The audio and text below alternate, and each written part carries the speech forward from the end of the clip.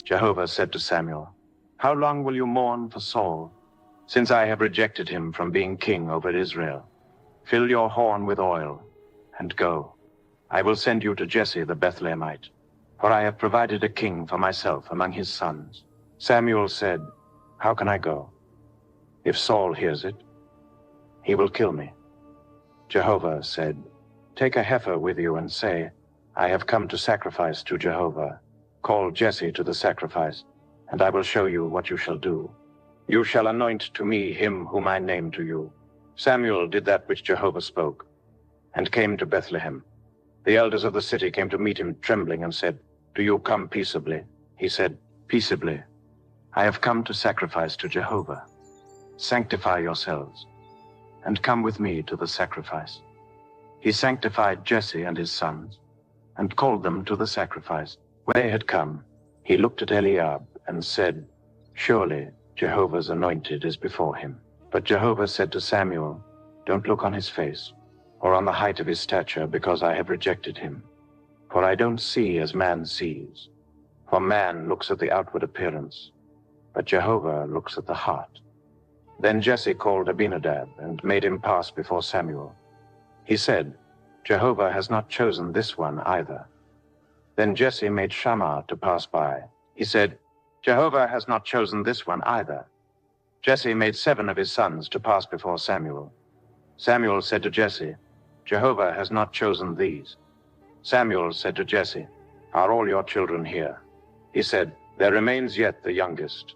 Behold, he is keeping the sheep." Samuel said to Jesse, "Send and get him, for we will not sit down until he comes here." He sent and brought him in. Now he was ruddy, with a handsome face and good appearance. Jehovah said, "Arise, anoint him, for this is he." Then Samuel took the horn of oil and anointed him in the middle of his brothers. Then Jehovah's Spirit came mightily on David from that day forward. So Samuel rose up and went to Ramah. Now Jehovah's Spirit departed from Saul, and an evil spirit from Jehovah troubled him. Saul's servants said to him, "See now, an evil spirit from God troubles you. Let our Lord now command your servants who are in front of you to seek out a man who is a skillful player on the harp. Then when the evil spirit from God is on you, he will play with his hand, and you will be well." Saul said to his servants, "Provide me now a man who can play well, and bring him to me."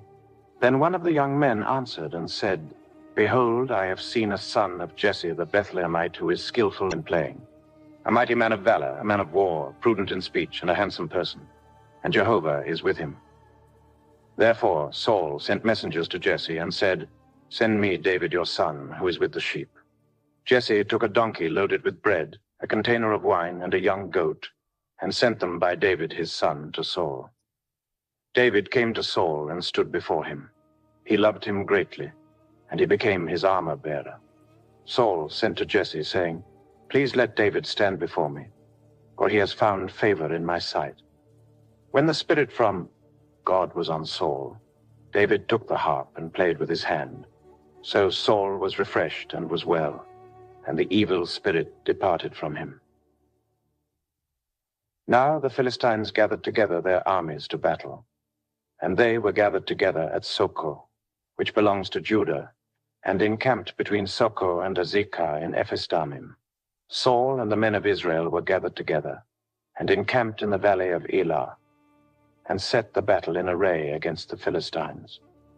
The Philistines stood on the mountain on the one side, and Israel stood on the mountain on the other side, and there was a valley between them. A champion out of the camp of the Philistines, named Goliath of Gath, whose height was 6 cubits and a span plus, went out. He had a helmet of bronze on his head, and he wore a coat of mail, and the weight of the coat was 5,000 shekels plus of bronze. He had bronze shin armor on his legs, and a bronze javelin between his shoulders. The staff of his spear was like a weaver's beam, and his spear's head weighed 600 shekels of iron. His shield-bearer went before him. He stood and cried to the armies of Israel, and said to them, "Why have you come out to set your battle in array? Am I not a Philistine? And you servants to Saul. Choose a man for yourselves, and let him come down to me.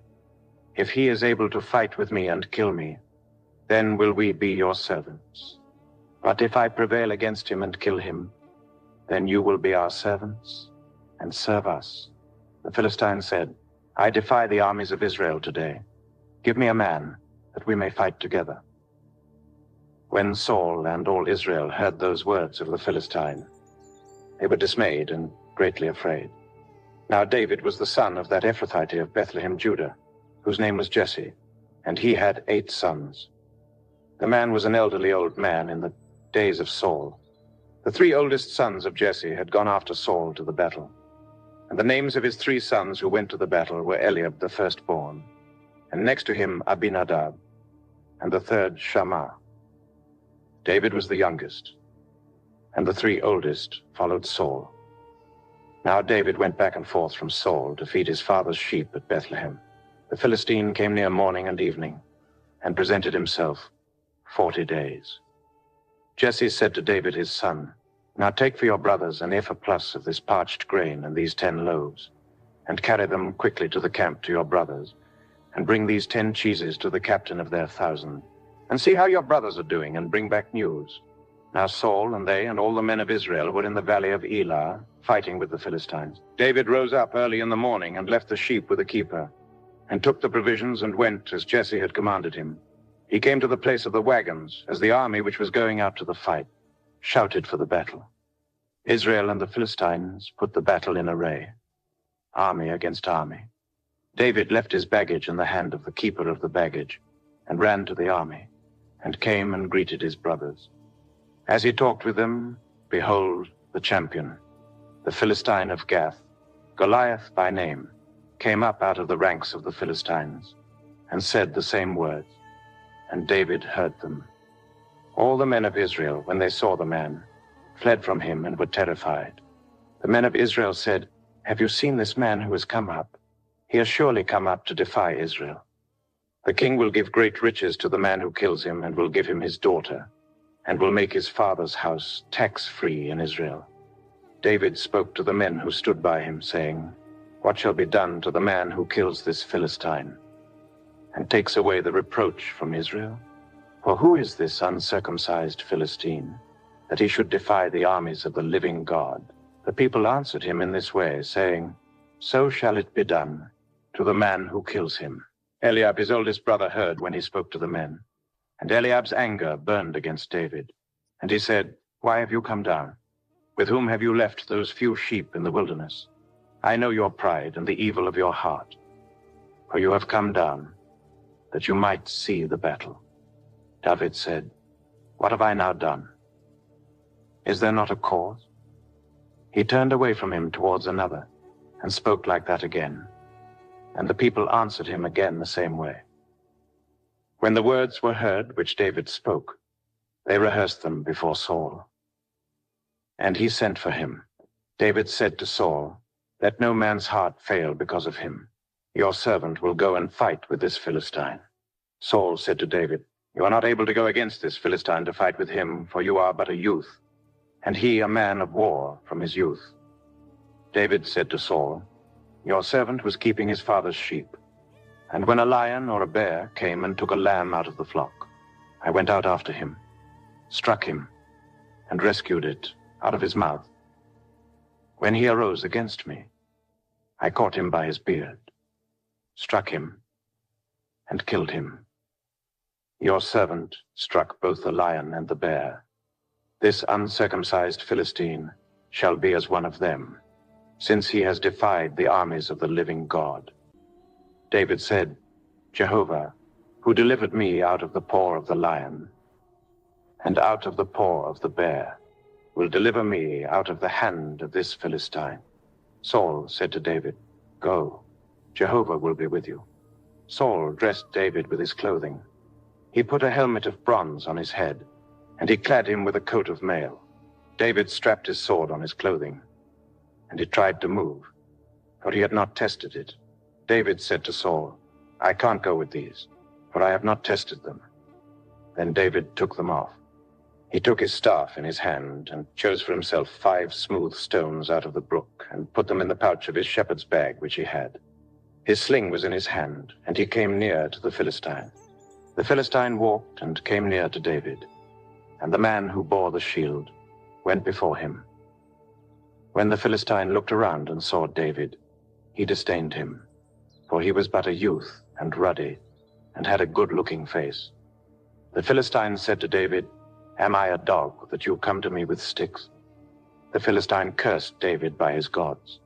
The Philistine said to David, "Come to me, and I will give your flesh to the birds of the sky and to the animals of the field." Then David said to the Philistine, "You come to me with a sword, with a spear, and with a javelin. But I come to you in the name of Jehovah of armies, the God of the armies of Israel, whom you have defied. Today Jehovah will deliver you into my hand. I will strike you and take your head from off you. I will give the dead bodies of the army of the Philistines today to the birds of the sky and to the wild animals of the earth, that all the earth may know that there is a God in Israel, and that all this assembly may know that Jehovah doesn't save with sword and spear, for the battle is Jehovah's, and he will give you into our hand." When the Philistine arose and walked and came near to meet David, David hurried and ran toward the army to meet the Philistine. David put his hand in his bag, took a stone, and slung it, and struck the Philistine in his forehead. The stone sank into his forehead, and he fell on his face to the earth. So David prevailed over the Philistine with a sling and with a stone, and struck the Philistine and killed him. But there was no sword in David's hand. Then David ran, stood over the Philistine, took his sword, drew it out of its sheath, killed him, and cut off his head with it. When the Philistines saw that their champion was dead, they fled. The men of Israel and of Judah arose and shouted, and pursued the Philistines as far as Gai and to the gates of Ekron. The wounded of the Philistines fell down by the way to Shaaraim, even to Gath and to Ekron. The children of Israel returned from chasing after the Philistines, and they plundered their camp. David took the head of the Philistine and brought it to Jerusalem, but he put his armor in his tent. When Saul saw David go out against the Philistine, he said to Abner, the captain of the army, "Abner, whose son is this youth?" Abner said, "As your soul lives, O king, I can't tell." The king said, "Inquire whose son the young man is." As David returned from the slaughter of the Philistine, Abner took him and brought him before Saul with the head of the Philistine in his hand. Saul said to him, "Whose son are you, you young man?" David answered, "I am the son of your servant, Jesse the Bethlehemite." When he had finished speaking to Saul, the soul of Jonathan was knit with the soul of David, and Jonathan loved him as his own soul. Saul took him that day and wouldn't let him go home to his father's house any more. Then Jonathan and David made a covenant because he loved him as his own soul. Jonathan stripped himself of the robe that was on him and gave it to David with his clothing, even including his sword, his bow, and his sash. David went out wherever Saul sent him and behaved himself wisely, and Saul set him over the men of war. It was good in the sight of all the people, and also in the sight of Saul's servants.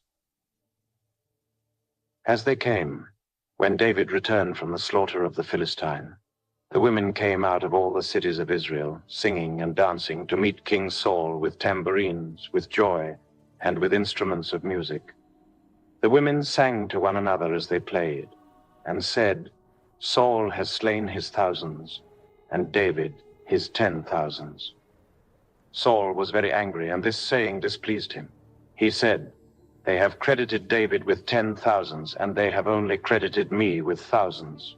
What can he have more but the kingdom?" Saul watched David from that day and forward. On the next day, an evil spirit from God came mightily on Saul, and he prophesied in the middle of the house. David played with his hand, as he did day by day. Saul had his spear in his hand, and Saul threw the spear, for he said, "I will pin David to the wall." David escaped from his presence twice. Saul was afraid of David because Jehovah was with him and had departed from Saul. Therefore Saul removed him from his presence and made him his captain over 1,000. And he went out and came in before the people. David behaved himself wisely in all his ways, and Jehovah was with him. When Saul saw that he behaved himself very wisely, he stood in awe of him. But all Israel and Judah loved David, for he went out and came in before them. Saul said to David, "Behold, my elder daughter Merab. I will give her to you as wife.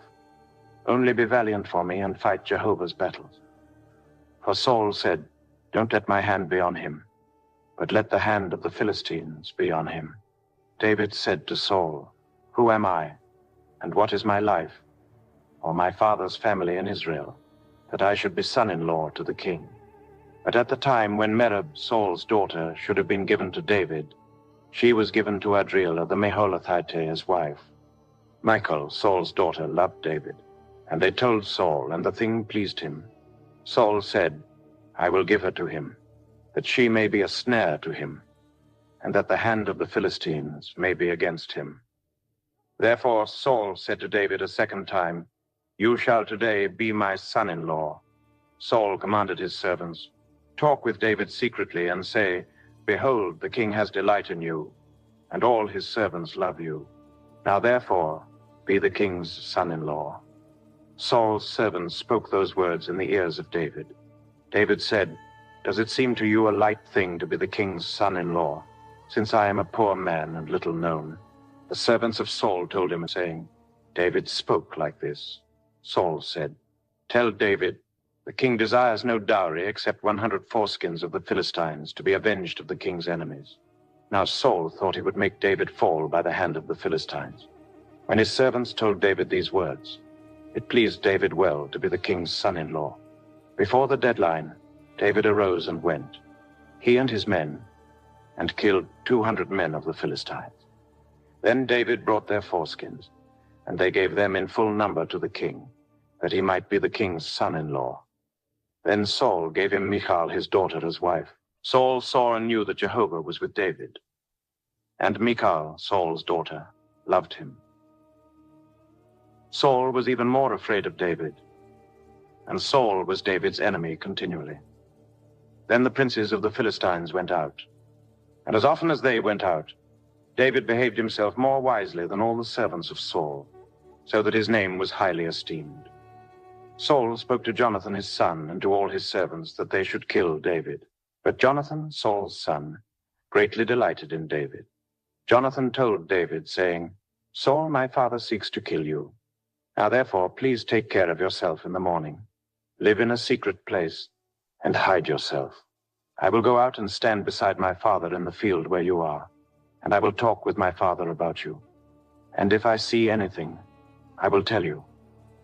Jonathan spoke good of David to Saul his father, and said to him, "Don't let the king sin against his servant, against David, because he has not sinned against you, and because his works have been very good towards you. For he put his life in his hand and struck the Philistine, and Jehovah worked a great victory for all Israel. You saw it and rejoiced. Why then will you sin against innocent blood to kill David without a cause?" Saul listened to the voice of Jonathan, and Saul swore, "As Jehovah lives, he shall not be put to death." Jonathan called David, and Jonathan showed him all those things. Then Jonathan brought David to Saul, and he was in his presence as before. There was war again. David went out and fought with the Philistines and killed them with a great slaughter, and they fled before him. An evil spirit from Jehovah was on Saul as he sat in his house with his spear in his hand. And David was playing music with his hand. Saul sought to pin David to the wall with the spear, but he slipped away out of Saul's presence, and he stuck the spear into the wall. David fled and escaped that night. Saul sent messengers to David's house to watch him and to kill him in the morning. Michal, David's wife, told him, saying, "If you don't save your life tonight, tomorrow you will be killed." So Michal let David down through the window. He went away, fled, and escaped. Michal took the teraphim plus and laid it in the bed, and put a pillow of goat's hair at its head, and covered it with clothes. When Saul sent messengers to take David, she said, "He's sick." Saul sent the messengers to see David, saying, Bring him up to me in the bed, that I may kill him." When the messengers came in, behold, the teraphim was in the bed, with the pillow of goat's hair at its head. Saul said to Michal, "Why have you deceived me like this, and let my enemy go, so that he has escaped?" Michal answered Saul. He said to me, "Let me go. Why should I kill you?" Now David fled and escaped, and came to Samuel at Ramah, and told him all that Saul had done to him. He and Samuel went and lived in Naioth. Saul was told, saying, "Behold, David is at Naioth in Ramah." Saul sent messengers to seize David. And when they saw the company of the prophets prophesying, and Samuel standing as head over them, God's Spirit came on Saul's messengers, and they also prophesied. When Saul was told, he sent other messengers, and they also prophesied. Saul sent messengers again the third time, and they also prophesied. Then he also went to Ramah, and came to the great well that is in Seku, and he asked, "Where are Samuel and David?" One said, "Behold, they are at Naioth in Ramah." He went there to Naioth in Ramah. Then God's Spirit came on him also, and he went on and prophesied, until he came to Naioth in Ramah. He also stripped off his clothes. He also prophesied before Samuel, and lay down all that day and all that night. Therefore they say, "Is Saul also among the prophets?" David fled from Naioth in Ramah, and came and said to Jonathan, "What have I done? What is my iniquity? What is my sin before your father, that he seeks my life?" He said to him, "Far from it. You will not die. Behold, my father does nothing either great or small, but that he discloses it to me. Why would my father hide this thing from me? It is not so." David swore, moreover, and said, "Your father knows well that I have found favor in your eyes." And he says, "Don't let Jonathan know this, lest he be grieved. But truly, as Jehovah lives, and as your soul lives, there is but a step between me and death." Then Jonathan said to David, "Whatever your soul desires, I will even do it for you." David said to Jonathan, "Behold, tomorrow is the new moon, and I should not fail to dine with the king. But let me go, that I may hide myself in the field to the third day at evening. If your father misses me at all, then say, David earnestly asked leave of me, that he might run to Bethlehem, his city, for it is the yearly sacrifice there for all the family. If he says, it is well, your servant shall have peace. But if he is angry, then know that evil is determined by him. Therefore deal kindly with your servant, for you have brought your servant into a covenant of Jehovah with you. But if there is iniquity in me, kill me yourself. For why should you bring me to your father?" Jonathan said, "Far be it from you, for if I should at all know that evil were determined by my father to come on you, then wouldn't I tell you that?" Then David said to Jonathan, "Who will tell me if your father answers you roughly?" Jonathan said to David, "Come, let's go out into the field." They both went out into the field. Jonathan said to David, "By Jehovah, the God of Israel, when I have sounded out my father about this time, tomorrow or the third day, behold, if there is good toward David, won't I then send to you and disclose it to you? Jehovah do so to Jonathan, and more also, should it please my father to do you evil, if I don't disclose it to you and send you away, that you may go in peace. May Jehovah be with you, as he has been with my father.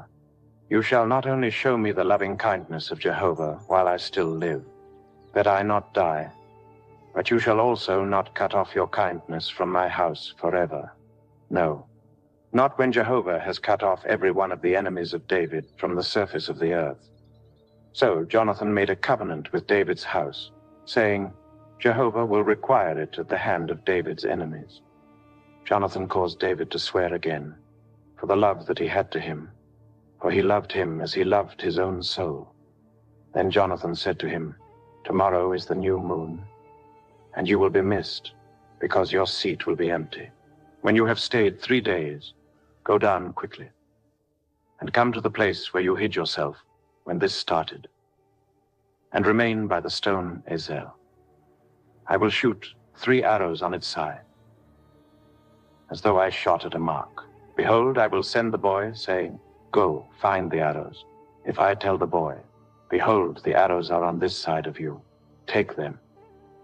Then come, for there is peace to you, and no danger, as Jehovah lives. But if I say this to the boy, Behold, the arrows are beyond you, then go your way, for Jehovah has sent you away. Concerning the matter which you and I have spoken of, behold, Jehovah is between you and me forever.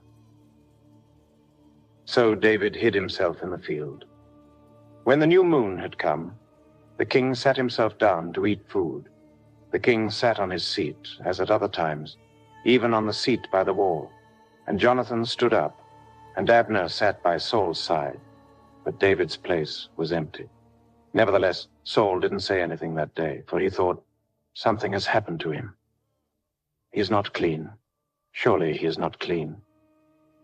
On the next day, after the new moon, the second day, David's place was empty.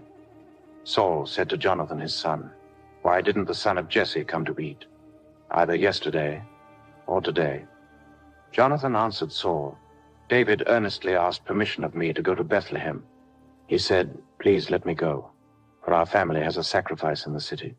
My brother has commanded me to be there.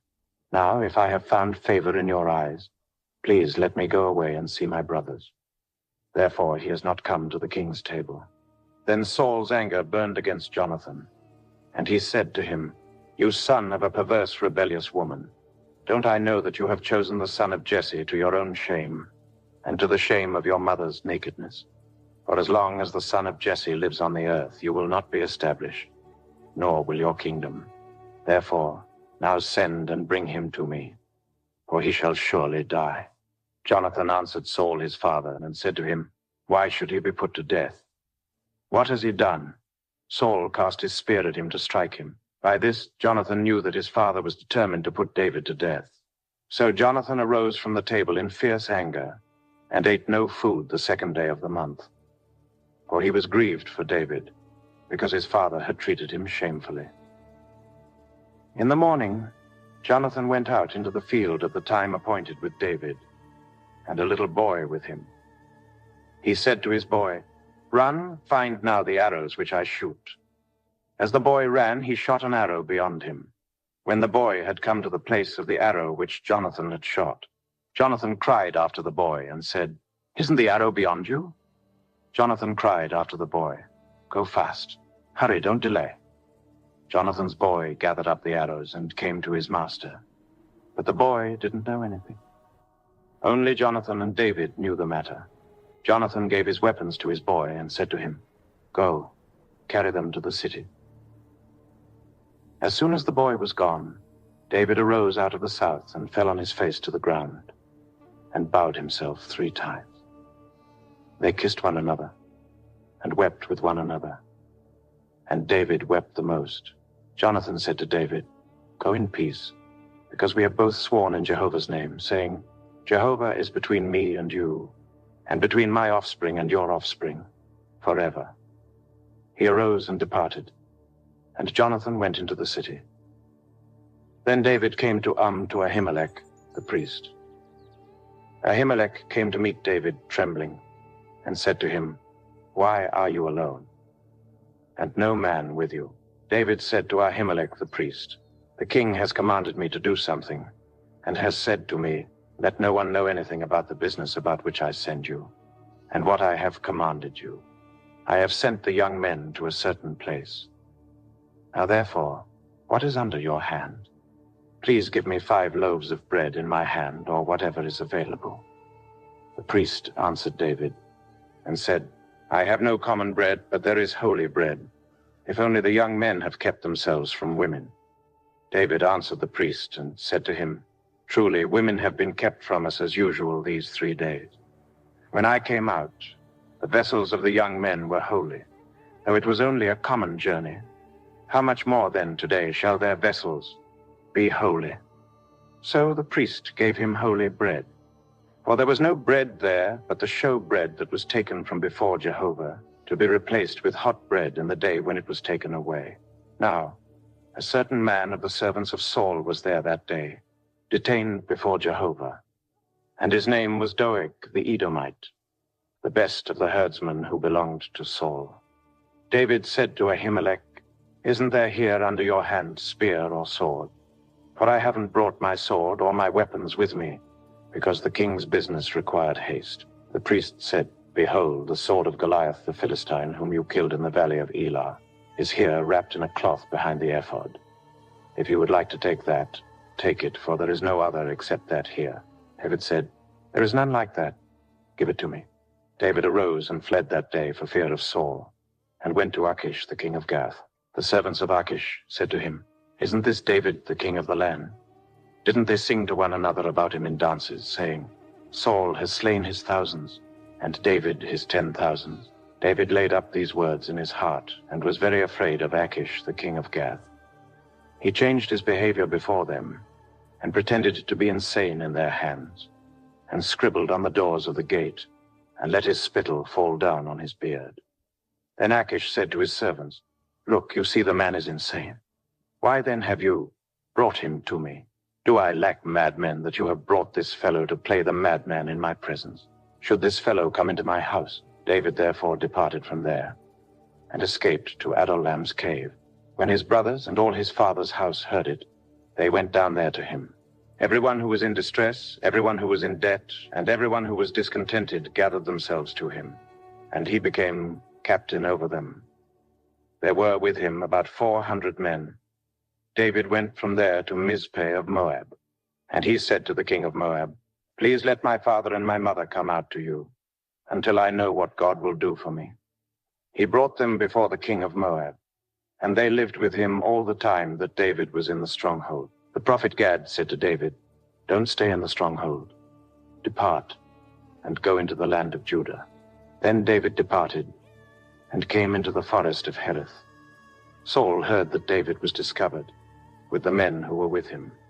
Now Saul was sitting in Gibeah, under the tamarisk tree in Ramah, with his spear in his hand, and all his servants were standing around him. Saul said to his servants who stood around him, "Hear now, you Benjamites. Will the son of Jesse give every one of you fields and vineyards? Will he make you all captains of thousands and captains of hundreds? Is that why all of you have conspired against me? And there is no one who discloses to me when my son makes a treaty with the son of Jesse. And there is none of you who is sorry for me, or discloses to me that my son has stirred up my servant against me, to lie in wait, as it is today." Then Doeg the Edomite, who stood by the servants of Saul, answered and said, "I saw the son of Jesse coming to to Ahimelech, the son of Ahitub. He inquired of Jehovah for him, gave him food, and gave him the sword of Goliath, the Philistine." Then the king sent to call Ahimelech the priest, the son of Ahitub, and all his father's house, the priests who were in and they all came to the king. Saul said, "Hear now, you son of Ahitub." He answered, "Here I am, my lord." Saul said to him, "Why have you conspired against me, you and the son of Jesse, in that you have given him bread and a sword, and have inquired of God for him, that he should rise against me to lie in wait, as it is today?" Then Ahimelech answered the king and said, "Who among all your servants is so faithful as David, who is the king's son-in-law, captain of your bodyguard, and honored in your house? Have I today begun to inquire of God for him? Be it far from me. Don't let the king impute anything to his servant, nor to all the house of my father, for your servant knew nothing of all this, less or more." The king said, "You shall surely die, Ahimelech, you and all your father's house." The king said to the guard who stood about him, "Turn and kill the priests of Jehovah, because their hand also is with David, and because they knew that he fled, and didn't disclose it to me." But the servants of the king wouldn't put out their hand to fall on the priests of Jehovah. The king said to Doeg, "Turn and attack the priests." Doeg the Edomite turned, and he attacked the priests, and he killed on that day 85 people who wore a linen ephod. He struck the city of the priests, with the edge of the sword, both men and women, children and nursing babies, and cattle, donkeys, and sheep with the edge of the sword. One of the sons of Ahimelech, the son of Ahitub, named Abiathar, escaped and fled after David. Abiathar told David that Saul had slain Jehovah's priests. David said to Abiathar, I knew on that day, when Doeg the Edomite was there, that he would surely tell Saul, I am responsible for the death of all the persons of your father's house. Stay with me. Don't be afraid, for he who seeks my life seeks your life. You will be safe with me. David was told, Behold, the Philistines are fighting against Keilah and are robbing the threshing floors. Therefore David inquired of Jehovah, saying, Shall I go and strike these Philistines? Jehovah said to David, Go strike the Philistines and save Keilah. David's men said to him, Behold, we are afraid here in Judah. How much more then if we go to Keilah against the armies of the Philistines? Then David inquired of Jehovah yet again. Jehovah answered him and said, Arise, go down to Keilah, for I will deliver the Philistines into your hand. David and his men went to Keilah and fought with the Philistines and brought away their livestock and killed them with a great slaughter. So David saved the inhabitants of Keilah. When Abiathar the son of Ahimelech fled to David to Keilah, he came down with an ephod in his hand. Saul was told that David had come to Keilah. Saul said, God has delivered him into my hand, for he is shut in by entering into a town that has gates and bars. Saul summoned all the people to war, to go down to Keilah to besiege David and his men. David knew that Saul was devising mischief against him. He said to Abiathar the priest, Bring the ephod here. Then David said, O Jehovah, the God of Israel, your servant has surely heard that Saul seeks to come to Keilah to destroy the city for my sake. Will the men of Keilah deliver me up into his hand? Will Saul come down, as your servant has heard? Jehovah, the God of Israel, I beg you, tell your servant. Jehovah said, He will come down. Then David said, Will the men of Keilah deliver me and my men into the hand of Saul? Jehovah said, They will deliver you up. Then David and his men, who were about 600, arose and departed out of Keilah, and went wherever they could go. Saul was told that David had escaped from Keilah, and he gave up going there. David stayed in the wilderness in the strongholds, and remained in the hill country in the wilderness of Ziph. Saul sought him every day, but God didn't deliver him into his hand. David saw that Saul had come out to seek his life. David was in the wilderness of Ziph in the woods. Jonathan, Saul's son, arose and went to David into the woods, and strengthened his hand in God. He said to him, Don't be afraid, for the hand of Saul my father won't find you, and you will be king over Israel, and I will be next to you. And Saul my father knows that also. They both made a covenant before Jehovah. Then David stayed in the woods, and Jonathan went to his house. Then the Ziphites came up to Saul to Gibeah, saying, Doesn't David hide himself with us in the strongholds in the woods, in the hill of Hachilah, which is on the south of the desert? Now therefore, O king, come down, according to all the desire of your soul to come down, and our part will be to deliver him up into the king's hand. Saul said, You are blessed by Jehovah, for you have had compassion on me. Please go make yet more sure, and know and see his place where his haunt is, and who has seen him there. For I have been told that he is very cunning. See, therefore, and take knowledge of all the lurking places where he hides himself, and come again to me with certainty, and I will go with you. It shall happen, if he is in the land, that I will search him out among all the thousands of Judah. They arose and went to Ziph before Saul, but David and his men were in the wilderness of Maon, in the Arabah on the south of the desert. Saul and his men went to seek him. When David was told, he went down to the rock and stayed in the wilderness of Maon. When Saul heard that, he pursued David in the wilderness of Maon. Saul went on this side of the mountain, and David and his men on that side of the mountain. And David hurried to get away, for fear of Saul. For Saul and his men surrounded David and his men to take them. But a messenger came to Saul, saying, Hurry and come, for the Philistines have made a raid on the land." So Saul returned from pursuing David and went against the Philistines. Therefore they called that place Selah Hamalekoth. David went up from there and lived in the strongholds of En-gedi. When Saul had returned from following the Philistines, he was told, "Behold, David is in the wilderness of En-gedi." Then Saul took 3,000 chosen men out of all Israel and went to seek David and his men on the rocks of the wild goats. He came to the sheep pens by the way, where there was a cave, and Saul went in to relieve himself. Now David and his men were staying in the innermost parts of the cave. David's men said to him, "Behold, the day of which Jehovah said to you, 'Behold, I will deliver your enemy into your hand, and you shall do to him as it shall seem good to you.'" Then David arose and cut off the skirt of Saul's robe secretly. Afterward, David's heart struck him because he had cut off Saul's skirt.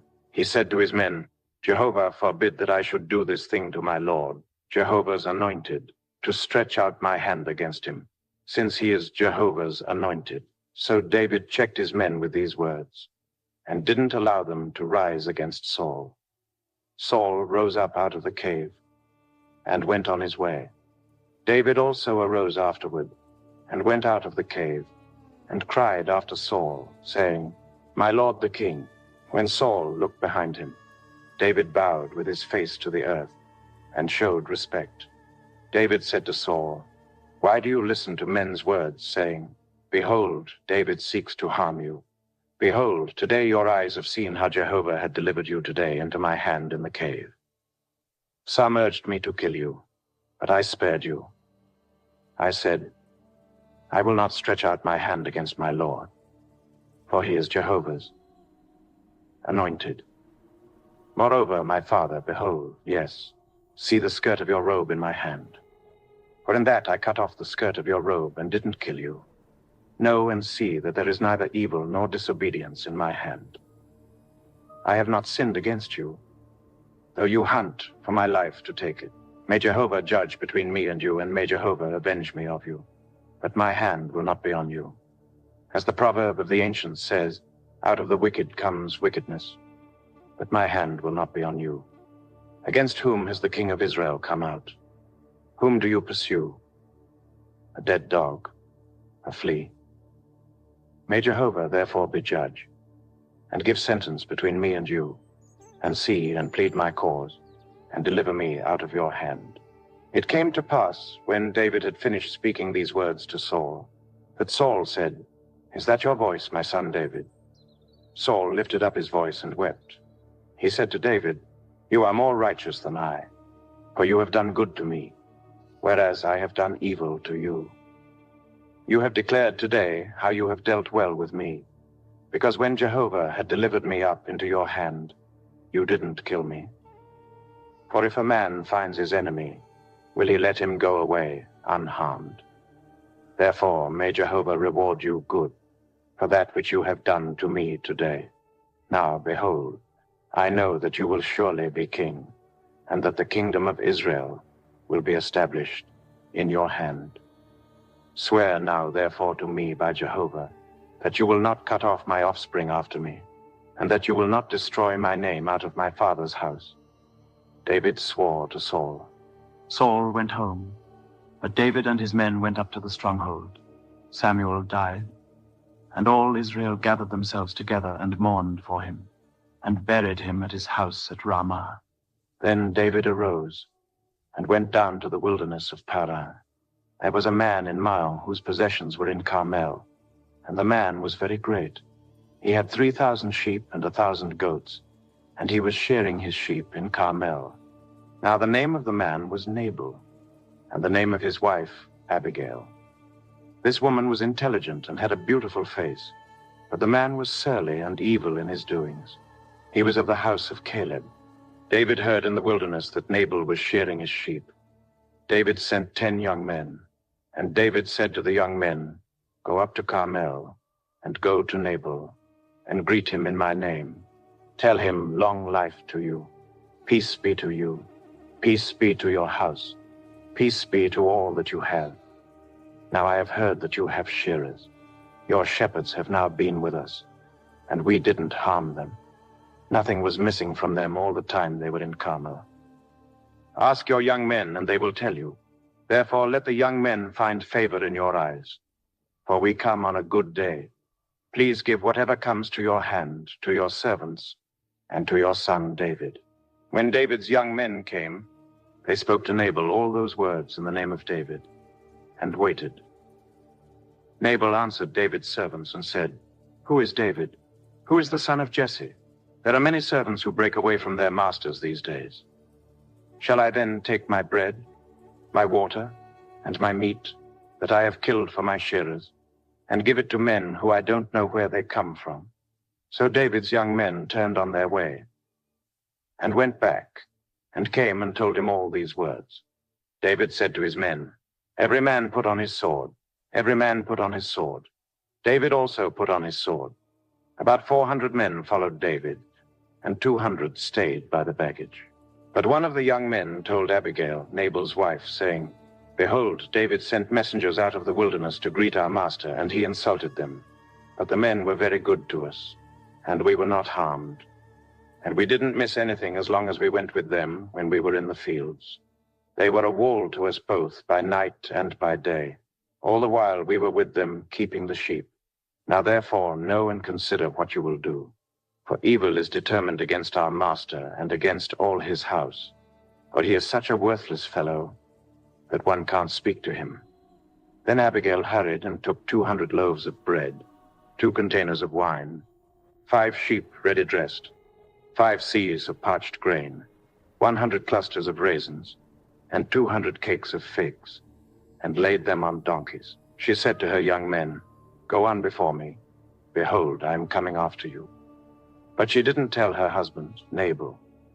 As she rode on her donkey and came down hidden by the mountain, behold, David and his men came down toward her, and she met them.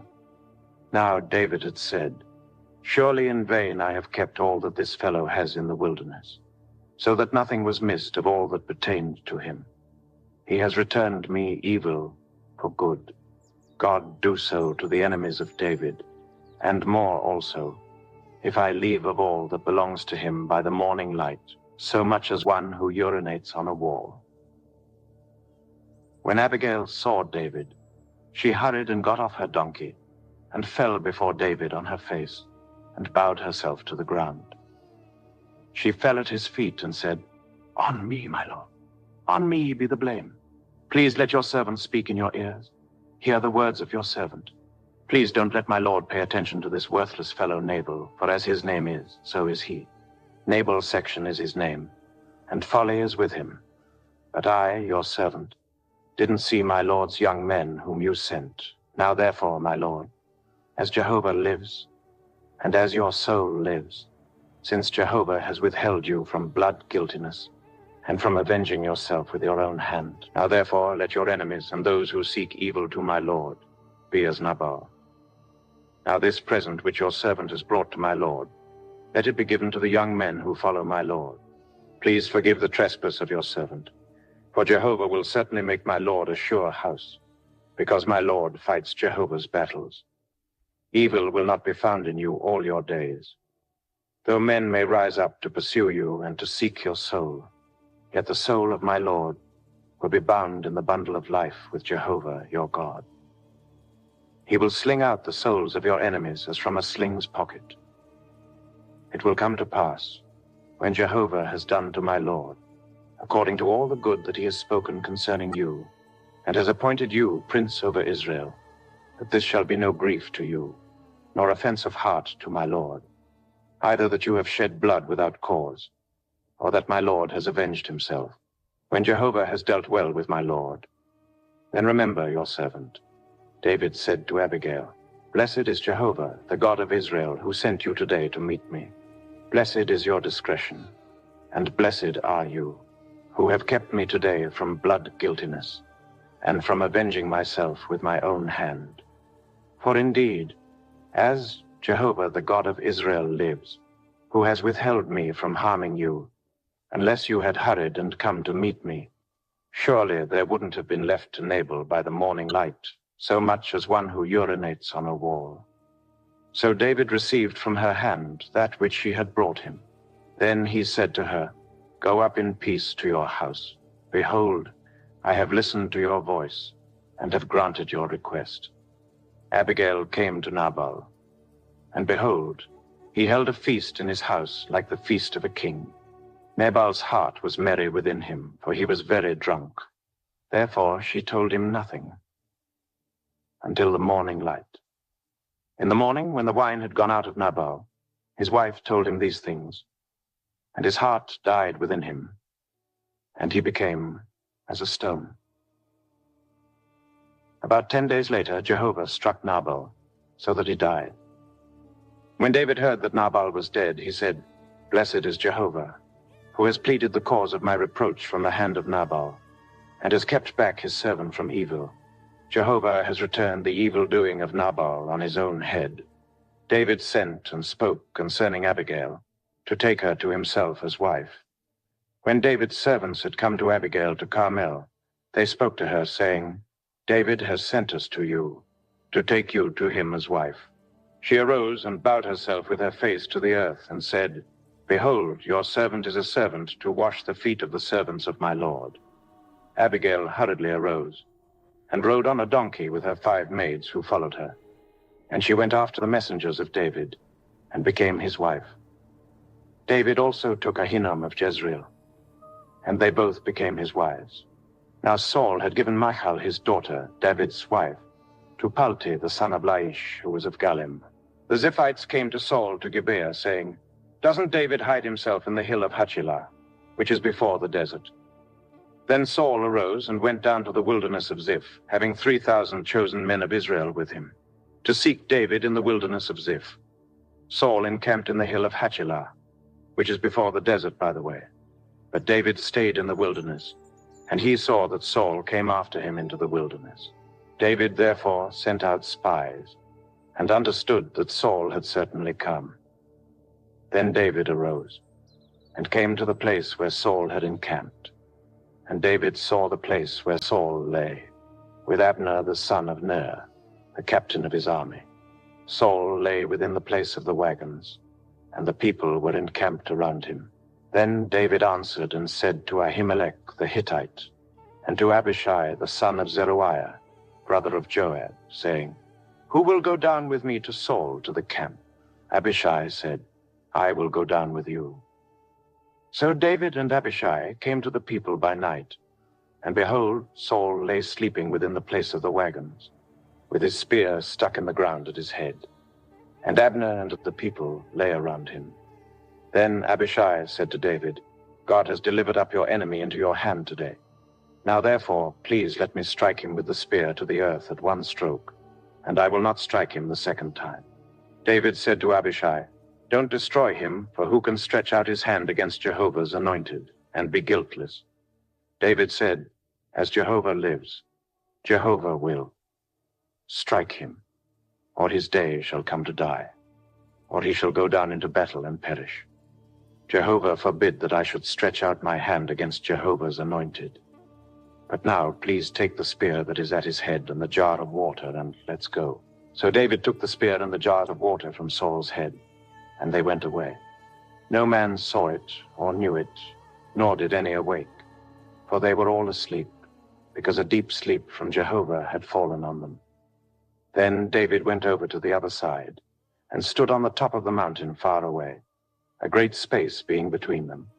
And David cried to the people, and to Abner the son of Ner, saying, "Don't you answer, Abner?" Then Abner answered, "Who are you who calls to the king?" David said to Abner, "Aren't you a man? Who is like you in Israel? Why then have you not kept watch over your lord the king? For one of the people came in to destroy your lord the king. This thing isn't good that you have done.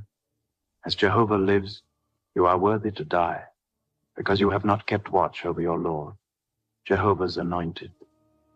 Now see where the king's spear is, and the jar of water that was at his head." Saul recognized David's voice and said, "Is this your voice, my son David?" David said, "It is my voice, my lord, O king." He said, "Why does my lord pursue his servant? For what have I done? What evil is in my hand? Now therefore, please let my lord the king hear the words of his servant. If it is so that Jehovah has stirred you up against me, let him accept an offering. But if it is the children of men, they are cursed before Jehovah, for they have driven me out today that I shouldn't cling to Jehovah's inheritance, saying, Go, serve other gods. Now therefore, don't let my blood fall to the earth away from the presence of Jehovah, for the king of Israel has come out to seek a flea, as when one hunts a partridge in the mountains. Then Saul said, I have sinned. Return, my son David, for I will no more do you harm, because my life was precious in your eyes today. Behold, I have played the fool, and have erred exceedingly. David answered, Behold the spear, O king. Let one of the young men come over and get it. Jehovah will render to every man his righteousness and his faithfulness, because Jehovah delivered you into my hand today, and I wouldn't stretch out my hand against Jehovah's anointed. Behold, as your life was respected today in my eyes, so let my life be respected in Jehovah's eyes, and let him deliver me out of all oppression. Then Saul said to David, You are blessed, my son David. You will both do mightily, and will surely prevail. So David went his way, and Saul returned to his place. David said in his heart, I will now perish one day by the hand of Saul. There is nothing better for me than that I should escape into the land of the Philistines, and Saul will despair of me, to seek me any more in all the borders of Israel. So I will escape out of his hand. David arose and passed over, he and the 600 men who were with him, to Achish the son of Maoch, king of Gath. David lived with Achish at Gath, he and his men, every man with his household, even David with his 2 wives, Ahinoam the Jezreelitess, and Abigail the Carmelitess, Nabal's wife. Saul was told that David had fled to Gath, so he stopped looking for him. David said to Achish, If now I have found favor in your eyes, let them give me a place in one of the cities in the country, that I may dwell there. For why should your servant dwell in the royal city with you? Then Achish gave him Ziklag that day. Therefore Ziklag belongs to the kings of Judah to this day. The number of the days that David lived in the country of the Philistines was a full year and 4 months. David and his men went up and raided the Geshurites, the Girzites, and the Amalekites, for those were the inhabitants of the land who were of old on the way to Shur, even to the land of Egypt. David struck the land and saved no man or woman alive, and took away the sheep, the cattle, the donkeys, the camels, and the clothing.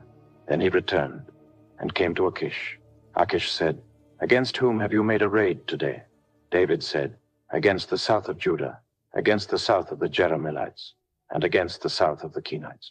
David saved neither man nor woman alive to bring them to Gath, saying, Lest they should tell about us, saying, David did this, and this has been his way all the time he has lived in the country of the Philistines.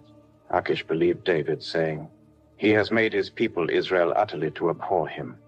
Therefore he will be my servant forever. In those days the Philistines gathered their armies together for warfare to fight with Israel. Achish said to David, Know assuredly that you will go out with me in the army, you and your men. David said to Achish, Therefore you will know what your servant can do. Achish said to David, Therefore I will make you my bodyguard forever. Now Samuel was dead, and all Israel had mourned for him and buried him in Ramah, even in his own city. Saul had sent away those who had familiar spirits and the wizards out of the land. The Philistines gathered themselves together and came and encamped in Shunem. And Saul gathered all Israel together, and they encamped in Gilboa. When Saul saw the army of the Philistines, he was afraid, and his heart trembled greatly. When Saul inquired of Jehovah, Jehovah didn't answer him by dreams, by Urim, or by prophets. Then Saul said to his servants, Seek for me a woman who has a familiar spirit, that I may go to her and inquire of her. His servants said to him, Behold, there is a woman who has a familiar spirit at Endor. Saul disguised himself and put on other clothing, and went, he and 2 men with him, and they came to the woman by night. Then he said, Please consult for me by the familiar spirit, and bring me up whomever I shall name to you. The woman said to him, Behold, you know what Saul has done, how he has cut off those who have familiar spirits and the wizards out of the land. Why then do you lay a snare for my life, to cause me to die?" Saul swore to her by Jehovah, saying, "As Jehovah lives, no punishment will happen to you for this thing." Then the woman said, "Whom shall I bring up to you?" He said, "Bring Samuel up for me." When the woman saw Samuel, she cried with a loud voice. And the woman spoke to Saul, saying, "Why have you deceived me? For you are Saul." The king said to her, "Don't be afraid. What do you see?" The woman said to Saul, "I see a god coming up out of the earth." He said to her, "What does he look like?" She said, "An old man comes up. He is covered with a robe." Saul perceived that it was Samuel, and he bowed with his face to the ground, and showed respect. Samuel said to Saul, "Why have you disturbed me to bring me up?" Saul answered, "I am very distressed, for the Philistines make war against me, and God has departed from me, and answers me no more by prophets or by dreams. Therefore I have called you, that you may make known to me what I shall do." Samuel said, "Why then do you ask me, since Jehovah has departed from you, and has become your adversary? Jehovah has done to you as he spoke by me. Jehovah has torn the kingdom out of your hand and given it to your neighbor, even to David, because you didn't obey Jehovah's voice and didn't execute his fierce wrath on Amalek. Therefore Jehovah has done this thing to you today. Moreover, Jehovah will deliver Israel also with you into the hand of the Philistines, and tomorrow you and your sons will be with me. Jehovah will deliver the army of Israel also into the hand of the Philistines." Then Saul fell immediately his full length on the earth, and was terrified because of Samuel's words. There was no strength in him, for he had eaten no bread all day long, or all night long. The woman came to Saul, and saw that he was very troubled, and said to him, "Behold, your servant has listened to your voice, and I have put my life in my hand, and have listened to your words which you spoke to me. Now therefore please listen also to the voice of your servant, and let me set a morsel of bread before you. Eat, that you may have strength when you go on your way." But he refused, and said, "I will not eat." But his servants, together with the woman, constrained him, and he listened to their voice.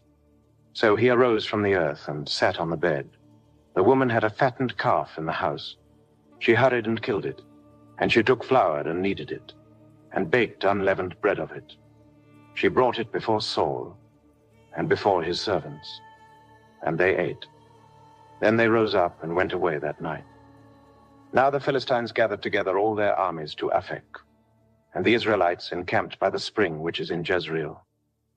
The lords of the Philistines passed on by hundreds and by thousands, and David and his men passed on in the rear with Achish. Then the princes of the Philistines said, "What about these Hebrews?" Achish said to the princes of the Philistines, "Isn't this David, the servant of Saul, the king of Israel, who has been with me these days, or rather these years? I have found no fault in him since he fell away until today." But the princes of the Philistines were angry with him. And the princes of the Philistines said to him, "Make the man return, that he may go back to his place where you have appointed him, and let him not go down with us to battle, lest in the battle he become an adversary to us. For with what should this fellow reconcile himself to his Lord? Should it not be with the heads of these men? Isn't this David, of whom people sang to one another in dances, saying, 'Saul has slain his thousands, and David his 10,000s. Then Achish called David and said to him, "As Jehovah lives, you have been upright, and your going out and your coming in with me in the army is good in my sight. For I have not found evil in you since the day of your coming to me to this day. Nevertheless, the lords don't favor you. Therefore, now return and go in peace, that you not displease the lords of the Philistines." David said to Achish, "But what have I done? What have you found in your servant so long as I have been before you to this day, that I may not go and fight against the enemies of my lord the king?" Achish answered David, "I know that you are good in my sight as an angel of God. Notwithstanding, the princes of the Philistines have said, He shall not go up with us to the battle. Therefore, now rise up early in the morning with the servants of your Lord who have come with you. And as soon as you are up early in the morning and have light, depart. So David rose up early, he and his men, to depart in the morning, to return into the land of the Philistines. And the Philistines went up to Jezreel. When David and his men had come to Ziklag on the third day, the Amalekites had made a raid on the south and on Ziklag, and had struck Ziklag and burned it with fire, and had taken captive the women and all who were in it, both small and great. They didn't kill any, but carried them off and went their way. When David and his men came to the city, behold, it was burned with fire, and their wives, their sons, and their daughters were taken captive. Then David and the people who were with him lifted up their voice, and wept until they had no more power to weep. David's 2 wives were taken captive, Ahinoam the Jezreelitese, and Abigail the wife of Nabal the Carmelite. David was greatly distressed, for the people spoke of stoning him, because the souls of all the people were grieved, every man for his sons and for his daughters. But David strengthened himself in Jehovah his God. David said to Abiathar the priest, the son of Ahimelech, Please bring the ephod here to me. Abiathar brought the ephod to David. David inquired of Jehovah, saying, If I pursue after this troop, will I overtake them? He answered him, Pursue, for you will surely overtake them, and will without fail recover all. So David went, he and the 600 men who were with him, and came to the brook Besor, where those who were left behind stayed. But David pursued, he and 400 men, for 200 stayed behind, who were so faint that they couldn't go over the brook Besor. They found an Egyptian in the field, and brought him to David, and gave him bread, and he ate. And they gave him water to drink. They gave him a piece of a cake of figs, and 2 clusters of raisins. When he had eaten, his spirit came again to him, for he had eaten no bread, and drank no water for 3 days and 3 nights. David asked him, To whom do you belong? Where are you from? He said, I'm a young man of Egypt, servant to an Amalekite, and my master left me because 3 days ago I got sick. We made a raid on the south of the Cherethites, and on that which belongs to Judah, and on the south of Caleb, and we burned Ziklag with fire. David said to him, Will you bring me down to this troop? He said, Swear to me by God that you will not kill me and not deliver me up into the hands of my master, and I will bring you down to this troop. When he had brought him down, behold, they were spread around over all the ground, eating, drinking, and dancing, because of all the great plunder that they had taken out of the land of the Philistines and out of the land of Judah. David struck them from the twilight, even to the evening of the next day. Not a man of them escaped from there, except 400 young men who rode on camels and fled. David recovered all that the Amalekites had taken, and David rescued his 2 wives. There was nothing lacking to them, neither small nor great, neither sons nor daughters, neither plunder nor anything that they had taken. David brought them all back. David took all the flocks and the herds, which they drove before those other livestock, and said, This is David's plunder. David came to the 200 men who were so faint that they could not follow David, whom also they had made to stay at the brook Besor. And they went out to meet David, and to meet the people who were with him. When David came near to the people, he greeted them. Then all the wicked men and worthless fellows of those who went with David answered and said, Because they didn't go with us, we will not give them anything of the plunder that we have recovered, except to every man his wife and his children, that he may lead them away and depart. Then David said, Do not do so, my brothers, with that which Jehovah has given to us, who has preserved us, and delivered the troop that came against us into our hand. Who will listen to you in this matter? For as his share is who goes down to the battle, so shall his share be who stays with the baggage. They shall share alike. It was so from that day forward that he made it a statute and an ordinance for Israel to this day, When David came to Ziklag, he sent some of the plunder to the elders of Judah, even to his friends, saying, "Behold, a present for you from the plunder of Jehovah's enemies." He sent it to those who were in Bethel, to those who were in Ramoth of the south, to those who were in Jatir, to those who were in Aroer, to those who were in Siphmoth, to those who were in Eshtemoa, to those who were in Rakal, to those who were in the cities of the Jerahmeelites, to those who were in the cities of the Kenites, to those who were in Hormah, to those who were in Borashan, to those who were in Athach, to those who were in Hebron, and to all the places where David himself and his men used to stay. Now the Philistines fought against Israel, and the men of Israel fled from before the Philistines and fell down slain on Mount Gilboa. The Philistines overtook Saul and his sons, and the Philistines killed Jonathan, Abinadab, and Malchishua, the sons of Saul. The battle went hard against Saul, and the archers overtook him, and he was greatly distressed by reason of the archers. Then Saul said to his armor-bearer, "Draw your sword and thrust me through with it, lest these uncircumcised come and thrust me through and abuse me." But his armor-bearer would not, for he was terrified. Therefore Saul took his sword and fell on it. When his armor-bearer saw that Saul was dead, he likewise fell on his sword and died with him. So Saul died with his 3 sons, his armor-bearer, and all his men, that same day together. When the men of Israel who were on the other side of the valley and those who were beyond the Jordan saw that the men of Israel fled, and that Saul and his sons were dead, they abandoned the cities and fled, and the Philistines came and lived in them. On the next day, when the Philistines came to strip the slain, they found Saul and his 3 sons fallen on Mount Gilboa. They cut off his head, stripped off his armor, and sent into the land of the Philistines all around to carry the news to the house of their idols and to the people. They put his armor in the house of the Ashtaroth, and they fastened his body to the wall of Beth-shan. When the inhabitants of Jabesh-Gilead heard what the Philistines had done to Saul, all the valiant men arose, went all night, and took the body of Saul and the bodies of his sons from the wall of Beth-shan, and they came to Jabesh and burned them there. They took their bones and buried them under the tamarisk plus tree in Jabesh and fasted 7 days.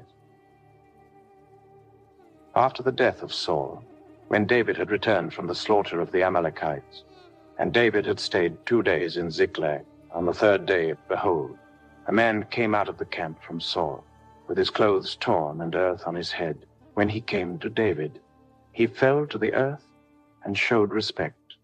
David said to him, "Where do you come from?" He said to him, "I have escaped out of the camp of Israel." David said to him, "How did it go? Please tell me." He answered, "The people have fled from the battle, and many of the people also have fallen and are dead. Saul and Jonathan, his son, are dead also." David said to the young man who told him, "How do you know that Saul and Jonathan, his son, are dead?" The young man who told him said, "As I happened by chance on Mount Gilboa,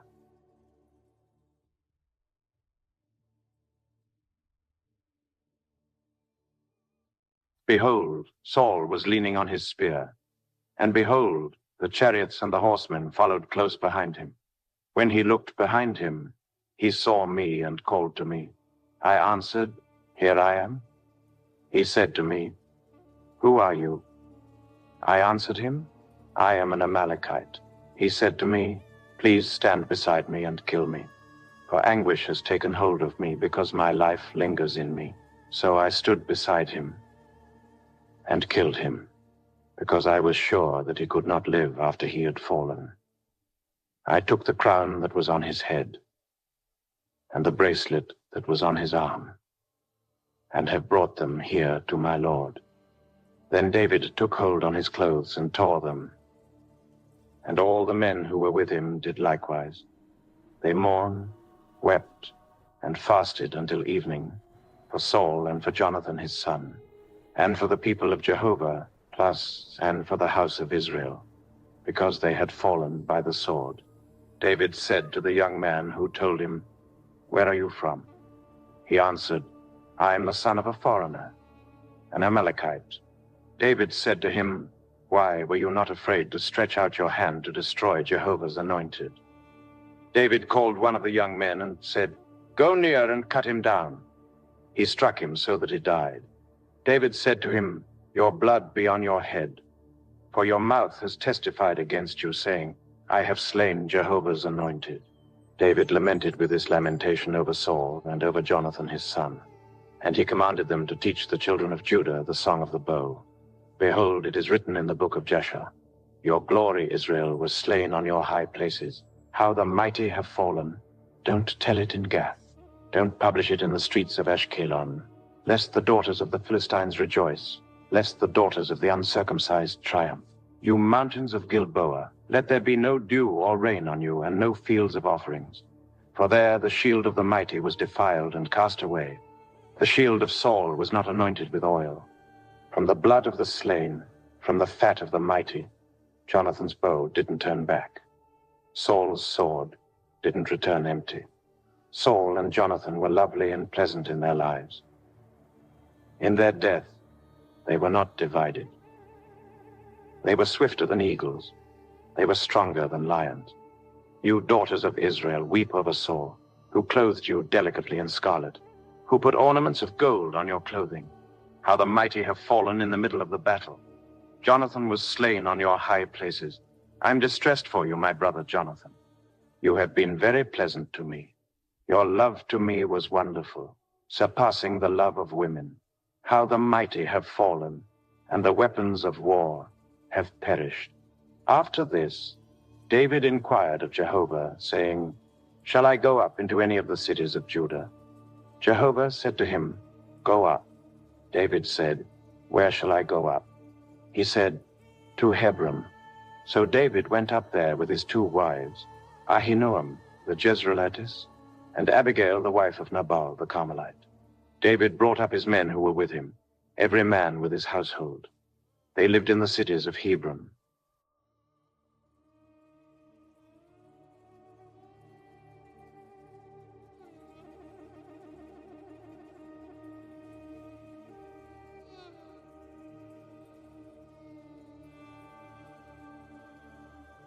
The men of Judah came, and there they anointed David king over the house of Judah. They told David, "The men of Jabesh-Gilead were those who buried Saul." David sent messengers to the men of Jabesh-Gilead and said to them, "Blessed are you by Jehovah, that you have shown this kindness to your Lord, even to Saul, and have buried him. Now may Jehovah show loving kindness and truth to you. I also will reward you for this kindness, because you have done this thing. Now, therefore, let your hands be strong, and be valiant. For Saul, your Lord, is dead, and also the house of Judah have anointed me king over them." Now Abner the son of Ner, captain of Saul's army, had taken Ishbosheth the son of Saul, and brought him over to Mahanaim.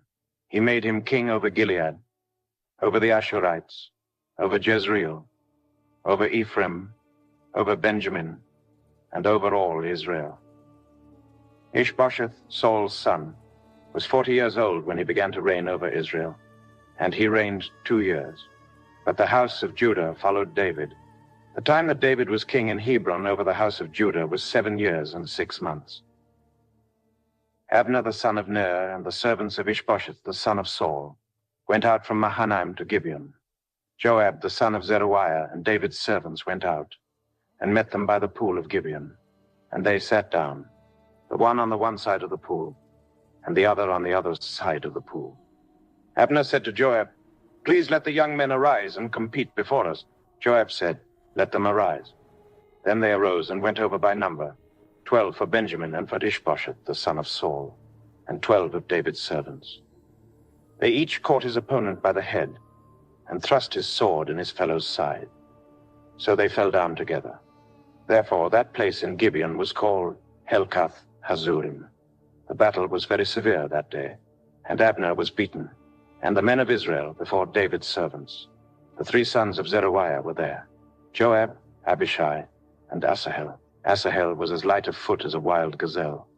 Asahel pursued Abner, He didn't turn to the right hand or to the left from following Abner. Then Abner looked behind him and said, "Is that you, Asahel?" He answered, "It is." Abner said to him, "Turn away to your right hand or to your left, and grab one of the young men, and take his armor." But Asahel would not turn away from following him. Abner said again to Asahel, "Turn away from following me. Why should I strike you to the ground? How then could I look Joab your brother in the face?" However, he refused to turn away. Therefore Abner, with the back end of the spear, struck him in the body, so that the spear came out behind him, and he fell down there, and died in the same place. As many as came to the place where Asahel fell down and died stood still. But Joab and Abishai pursued Abner. The sun went down when they had come to the hill of Ammah that lies before Giah by the way of the wilderness of Gibeon.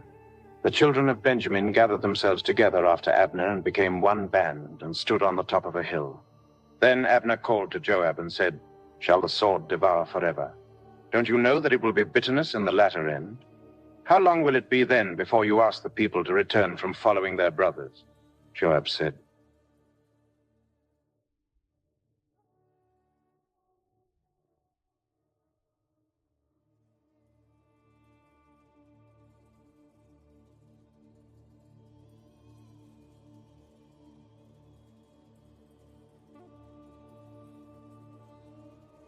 "As God plus lives, if you had not spoken, surely then in the morning the people would have gone away, and not each followed his brother." So Joab blew the trumpet, and all the people stood still and pursued Israel no more, and they fought no more.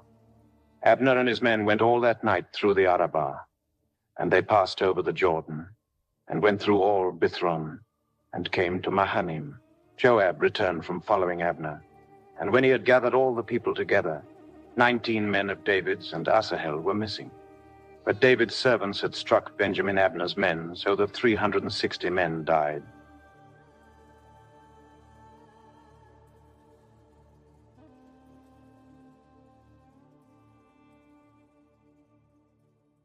They took up Asahel and buried him in the tomb of his father, which was in Bethlehem. Joab and his men went all night, and the day broke on them at Hebron. Now there was long war between Saul's house and David's house. David grew stronger and stronger, but Saul's house grew weaker and weaker. Sons were born to David in Hebron. His firstborn was Amnon of Ahinoam the Jezreelitess, and his second, Chilab, of Abigail, the wife of Nabal the Carmelite, and the third, Absalom, the son of Maacah, the daughter of Talmai king of Geshur, and the fourth, Adonijah, the son of Haggith, and the fifth, Shephatiah, the son of Abital, and the sixth, Ithram of Eglah, David's wife. These were born to David in Hebron. While there was war between Saul's house and David's house, Abner made himself strong in Saul's house. Now Saul had a concubine, whose name was Rizpah, the daughter of Aiah. And Ishbosheth said to Abner, "Why have you gone into my father's concubine?" Then Abner was very angry about Ishbosheth's words and said, "Am I a dog's head that belongs to Judah? Today I show kindness to your father Saul's house, to his brothers and to his friends, and have not delivered you into the hand of David. And yet you charge me today with a fault concerning this woman. God do so to Abner. And more also, if, as Jehovah has sworn to David, I don't do even so to him, to transfer the kingdom from Saul's house, and to set up David's throne over Israel and over Judah, from Dan even to Beersheba." He could not answer Abner another word, because he was afraid of him. Abner sent messengers to David on his behalf, saying, "Whose is the land?" and saying, "Make your alliance with me. And behold, my hand will be with you to bring all Israel around to you." David said, "Good. I will make a treaty with you. But one thing I require of you, that is, you will not see my face unless you first bring Michal, Saul's daughter."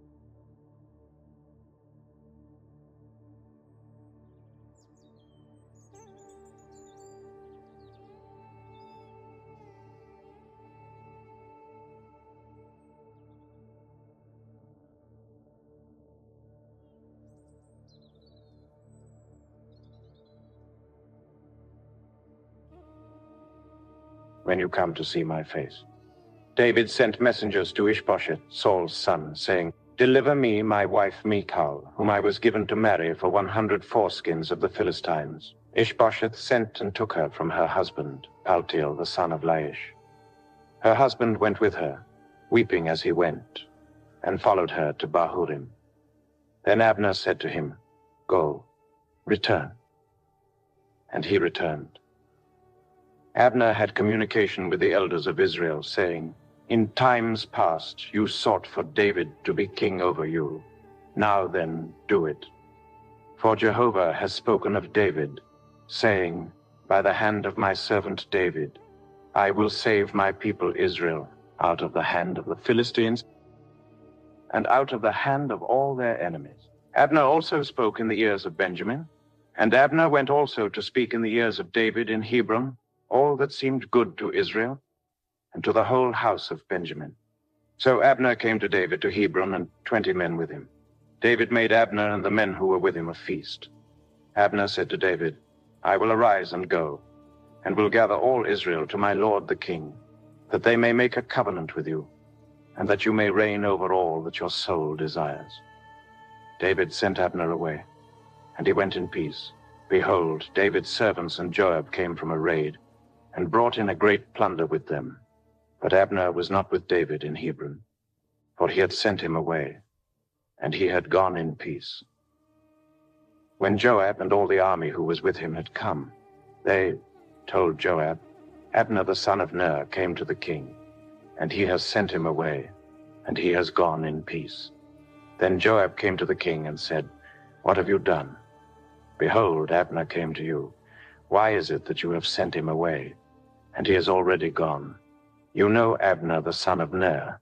He came to deceive you, and to know your going out and your coming in, and to know all that you do." When Joab had come out from David, he sent messengers after Abner, and they brought him back from the well of Sirah. But David didn't know it. When Abner had returned to Hebron, Joab took him aside into the middle of the gate to speak with him quietly, and struck him there in the body, so that he died for the blood of Asahel his brother. Afterward, when David heard it, he said, "I and my kingdom are guiltless before Jehovah forever of the blood of Abner the son of Ner. Let it fall on the head of Joab, and on all his father's house. Let there not fail from the house of Joab one who has a discharge, or who is a leper, or who leans on a staff, or who falls by the sword, or who lacks bread." So Joab and Abishai his brother killed Abner, because he had killed their brother Asahel at Gibeon in the battle. David said to Joab and to all the people who were with him, "Tear your clothes and clothe yourselves with sackcloth and mourn in front of Abner." King David followed the bier. They buried Abner in Hebron, and the king lifted up his voice and wept at Abner's grave. And all the people wept. The king lamented for Abner and said, "Should Abner die as a fool dies? Your hands weren't bound, and your feet weren't put into fetters. As a man falls before the children of iniquity, so you fell." All the people wept again over him. All the people came to urge David to eat bread while it was yet day. But David swore, saying, "God do so to me, and more also, if I taste bread or anything else, until the sun goes down." All the people took notice of it, and it pleased them, as whatever the king did pleased all the people. So all the people and all Israel understood that day that it was not of the king to kill Abner the son of Ner.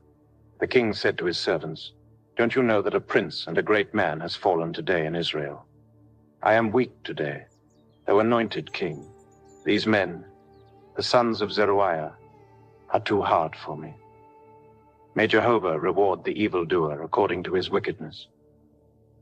When Saul's son heard that Abner was dead in Hebron, his hands became feeble, and all the Israelites were troubled.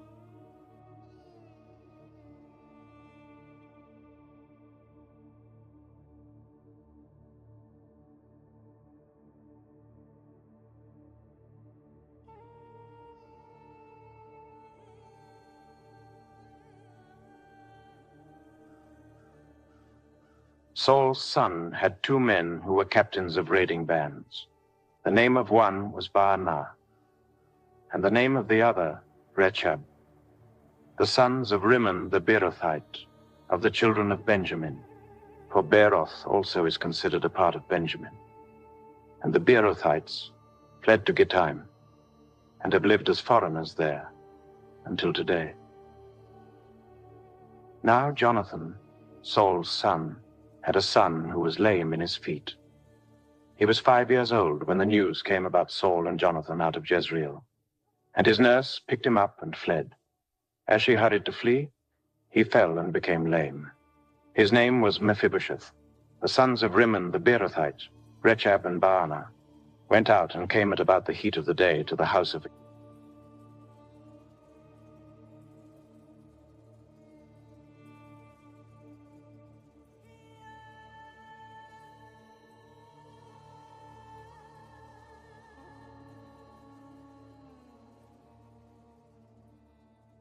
Ishbosheth as he took his rest at noon.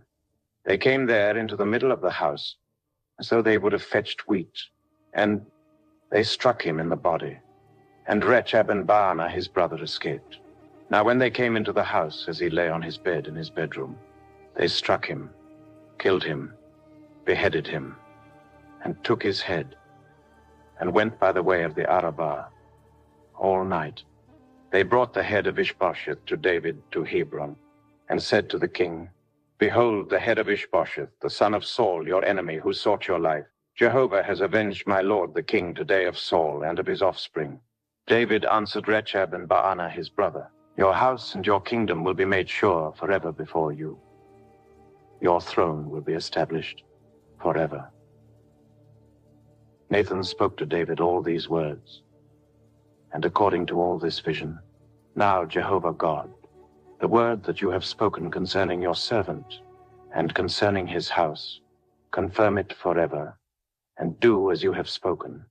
Let your name be magnified forever, saying, Jehovah of armies is God over Israel, and the house of your servant David will be established before you. For you, Jehovah of armies, the God of Israel, have revealed to your servant, saying, I will build you a house. Therefore your servant has found in his heart to pray this prayer to you. Now, O Lord Jehovah, you are God, and your words are truth, and you have promised this good thing to your servant. Now, therefore, let it please you to bless the house of your servant, that it may continue forever before you. For you, Lord Jehovah, have spoken it. Let the house of your servant be blessed forever with your blessing. After this, David struck the Philistines and subdued them. And David took the bridle of the mother city out of the hand of the Philistine. He defeated Moab and measured them with the line, making them to lie down on the ground. And he measured 2 lines to put to death, and 1 full line to keep alive. The Moabites became servants to David and brought tribute. David also struck Hadadezer, the son of Rehob, king of Zobah, as he went to recover his dominion of the river. David took from him 1,700 horsemen and 20,000 footmen. David hamstrung the chariot horses, but reserved enough of them for 100 chariots. When the Syrians of Damascus came to help Hadadezer, king of Zobah, David struck 22,000 men of the Syrians.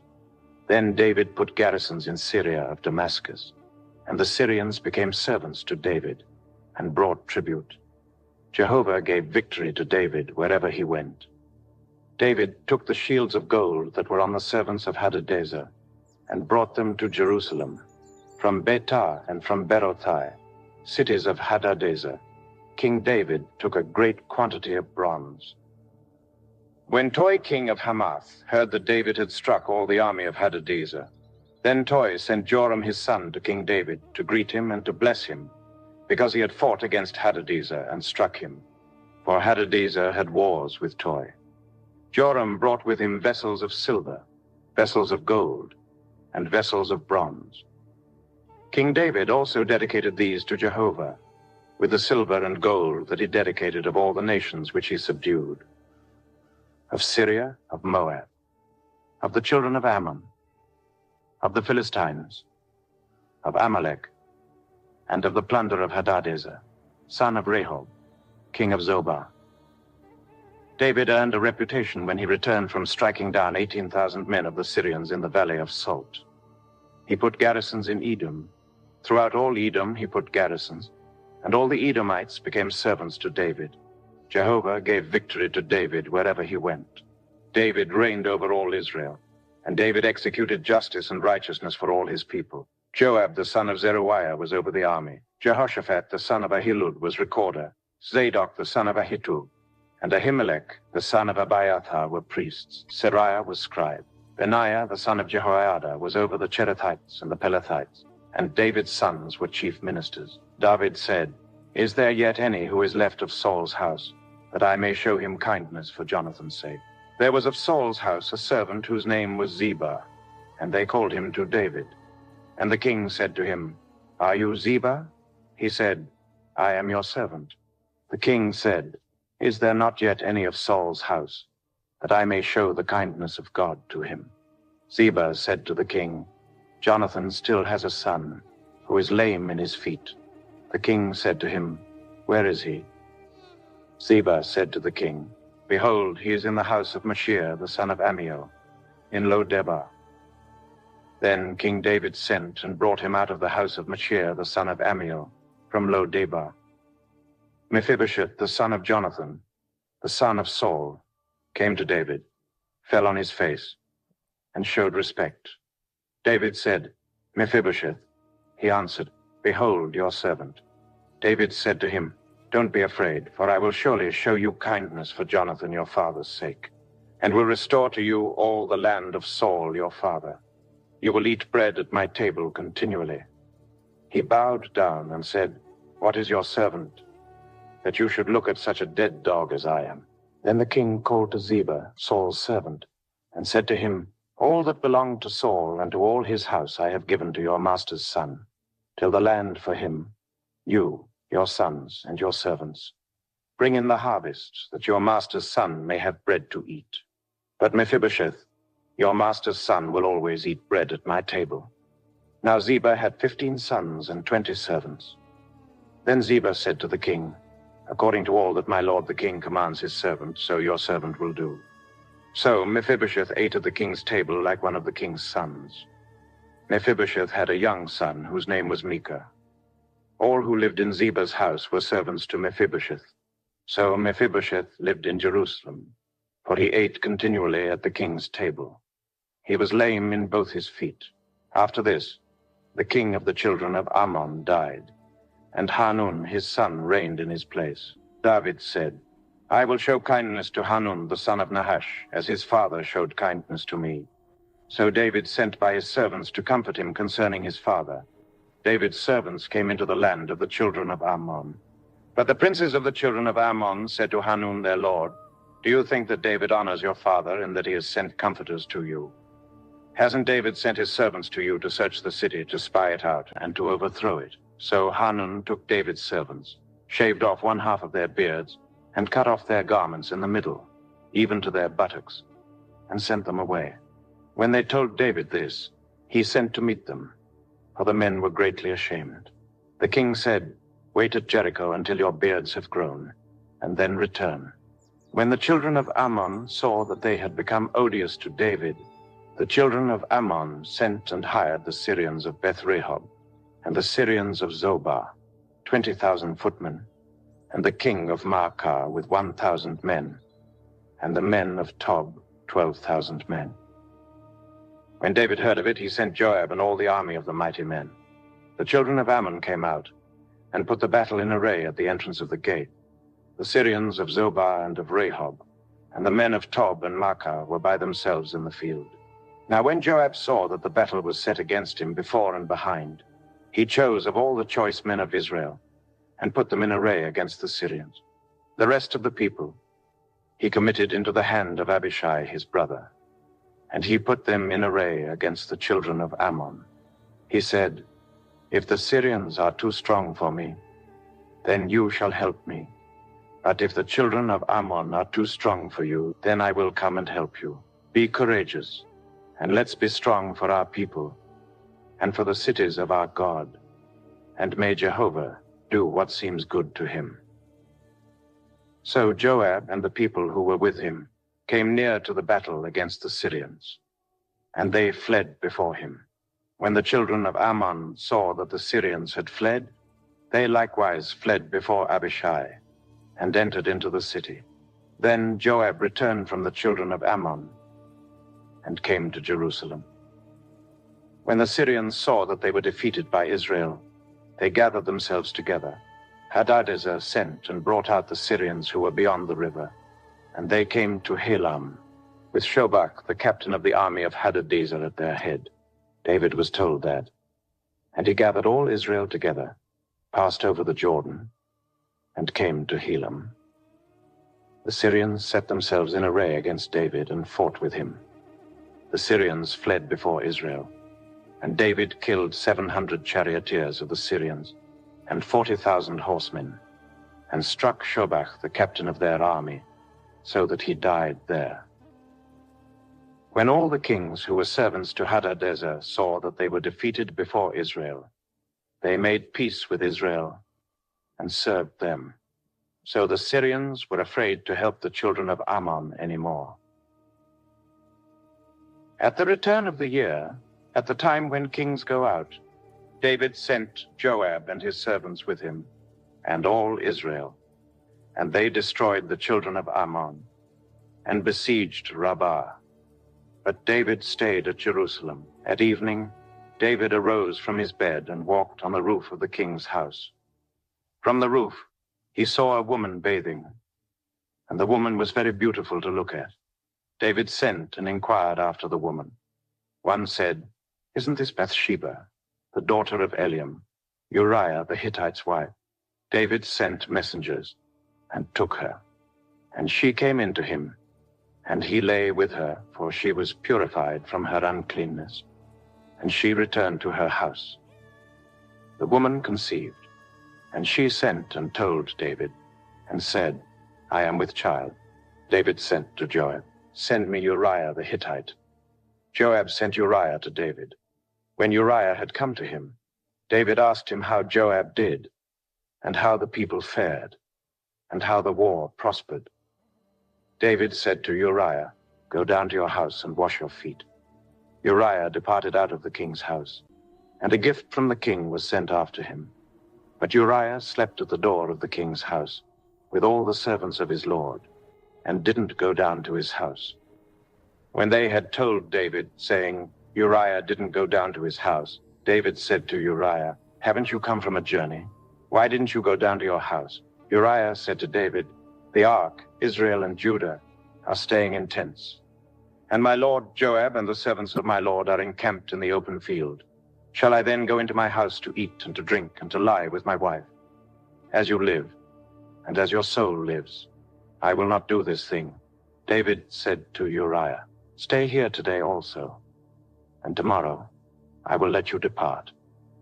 So Uriah stayed in Jerusalem that day, and the next day, when David had called him, he ate and drank before him, and he made him drunk. At evening he went out to lie on his bed with the servants of his lord, but didn't go down to his house. In the morning, David wrote a letter to Joab, and sent it by the hand of Uriah. He wrote in the letter, saying, "Send Uriah to the forefront of the hottest battle, and retreat from him, that he may be struck and die." When Joab kept watch on the city, he assigned Uriah to the place where he knew that valiant men were. The men of the city went out and fought with Joab. Some of the people fell, even of David's servants, and Uriah the Hittite died also. Then Joab sent and told David all the things concerning the war, and he commanded the messenger, saying, "When you have finished telling all the things concerning the war to the king, it shall be that, if the king's wrath arise, and he asks you, 'Why did you go so near to the city to fight? Didn't you know that they would shoot from the wall? Who struck Abimelech the son of Jerubbaal? Didn't a woman cast an upper millstone on him from the wall, so that he died at Thebez? Why did you go so near the wall? Then you shall say, Your servant, Uriah the Hittite, is also dead." So the messenger went and came and showed David all that Joab had sent him for.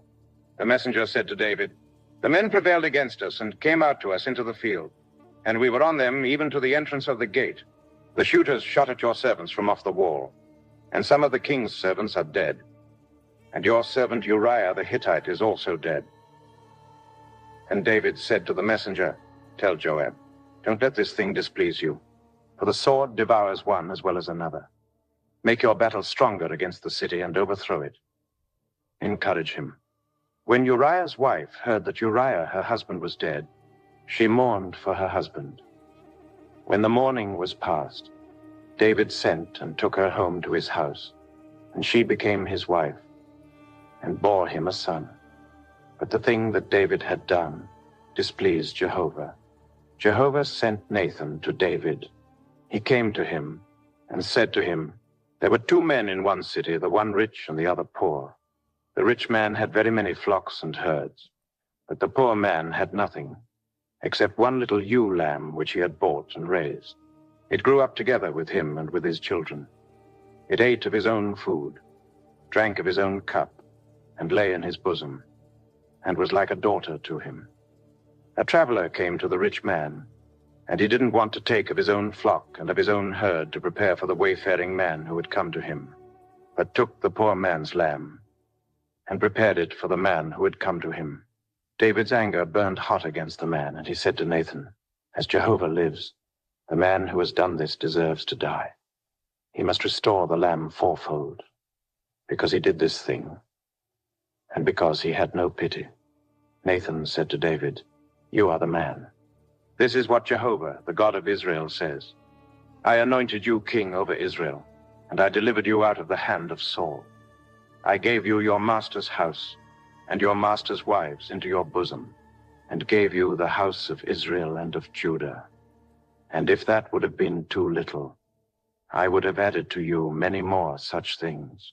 Why have you despised Jehovah's word, to do that which is evil in his sight? You have struck Uriah the Hittite with the sword, have taken his wife to be your wife, and have slain him with the sword of the children of Ammon.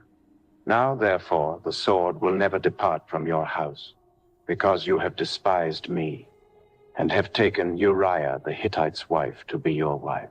This is what Jehovah says. Behold, I will raise up evil against you out of your own house, and I will take your wives before your eyes, and give them to your neighbor, and he will lie with your wives in the sight of this sun. For you did this secretly, but I will do this thing before all Israel, and before the sun. David said to Nathan, I have sinned against Jehovah. Nathan said to David, Jehovah also has put away your sin. You will not die. However, because by this deed you have given great occasion to Jehovah's enemies to blaspheme, the child also who is born to you will surely die. Then Nathan departed to his house. Jehovah struck the child that Uriah's wife bore to David, and he was very sick. David therefore begged God for the child. And David fasted, and went in and lay all night on the ground.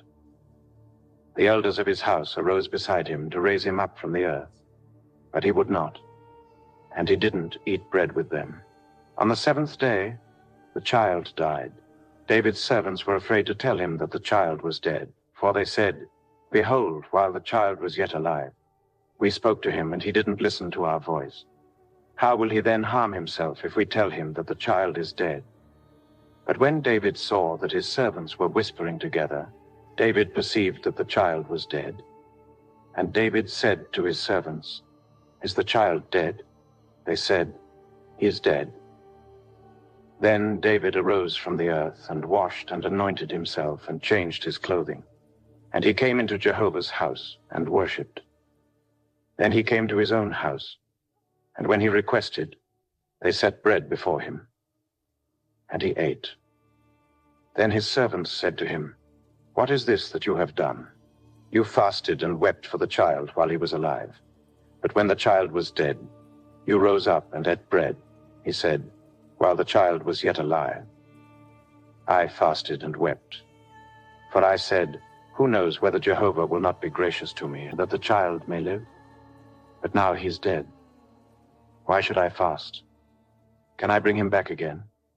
I will go to him, but he will not return to me." David comforted Bathsheba his wife, and went into her, and lay with her. She bore a son, and he called his name Solomon.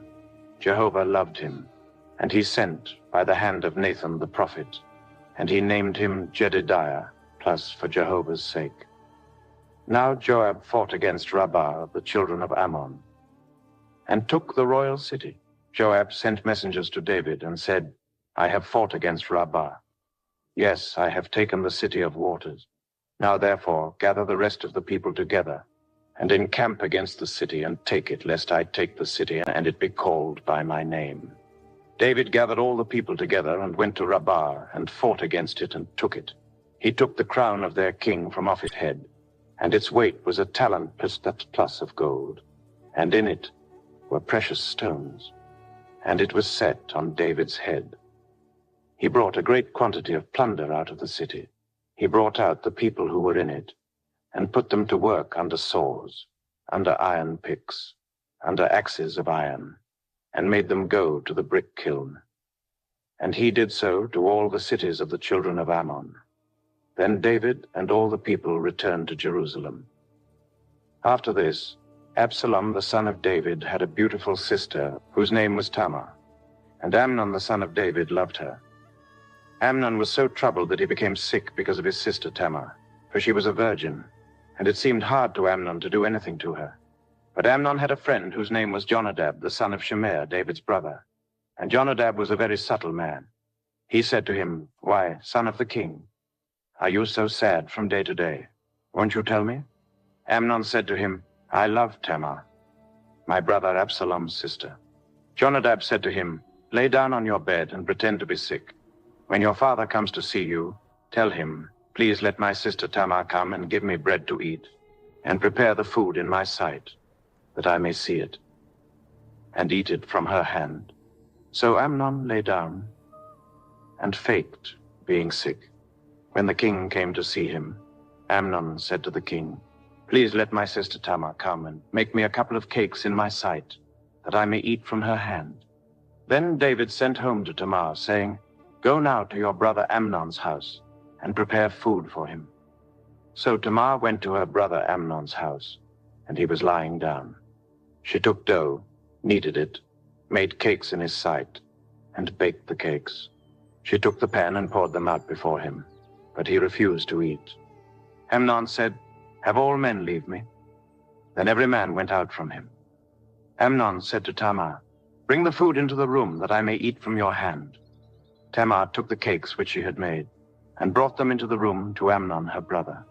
When she had brought them near to him to eat, he took hold of her and said to her, "Come, lie with me, my sister." She answered him, "No, my brother, do not force me, for no such thing ought to be done in Israel. Don't you do this folly.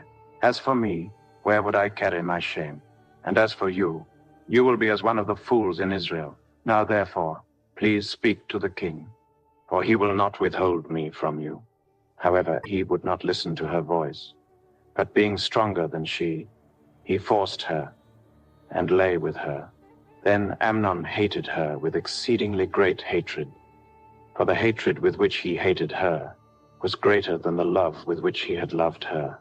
Amnon said to her, "Arise, be gone." She said to him, "Not so, because this great wrong in sending me away is worse than the other that you did to me." But he would not listen to her. Then he called his servant who ministered to him, and said, "Now, put this woman out from me, and bolt the door after her." She had a garment of various colors on her, for the king's daughters, who were virgins, dressed in such robes. Then his servant brought her out, and bolted the door after her. Tamar put ashes on her head, and tore her garment of various colors that was on her, and she laid her hand on her head, and went her way, crying aloud as she went. Absalom, her brother, said to her, "Has Amnon your brother been with you? But now hold your peace, my sister. He is your brother. Don't take this thing to heart." So Tamar remained desolate in her brother Absalom's house. But when King David heard of all these things, He was very angry. Absalom spoke to Amnon neither good nor bad, for Absalom hated Amnon, because he had forced his sister Tamar. After 2 full years, Absalom had sheep shearers in Baal-Hazor, which is beside Ephraim, and Absalom invited all the king's sons. Absalom came to the king and said, "See now, your servant has sheep shearers. Please let the king and his servants go with your servant." The king said to Absalom, "No, my son, let's not all go, lest we be burdensome to you." He pressed him.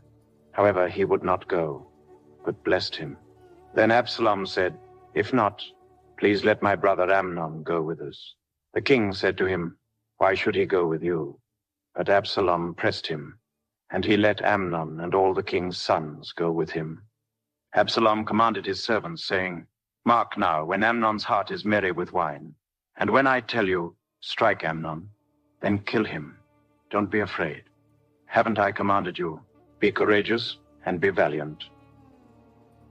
The servants of Absalom did to Amnon as Absalom had commanded. Then all the king's sons arose, and every man got up on his mule and fled. While they were on the way, the news came to David, saying, "Absalom has slain all the king's sons, and there is not one of them left."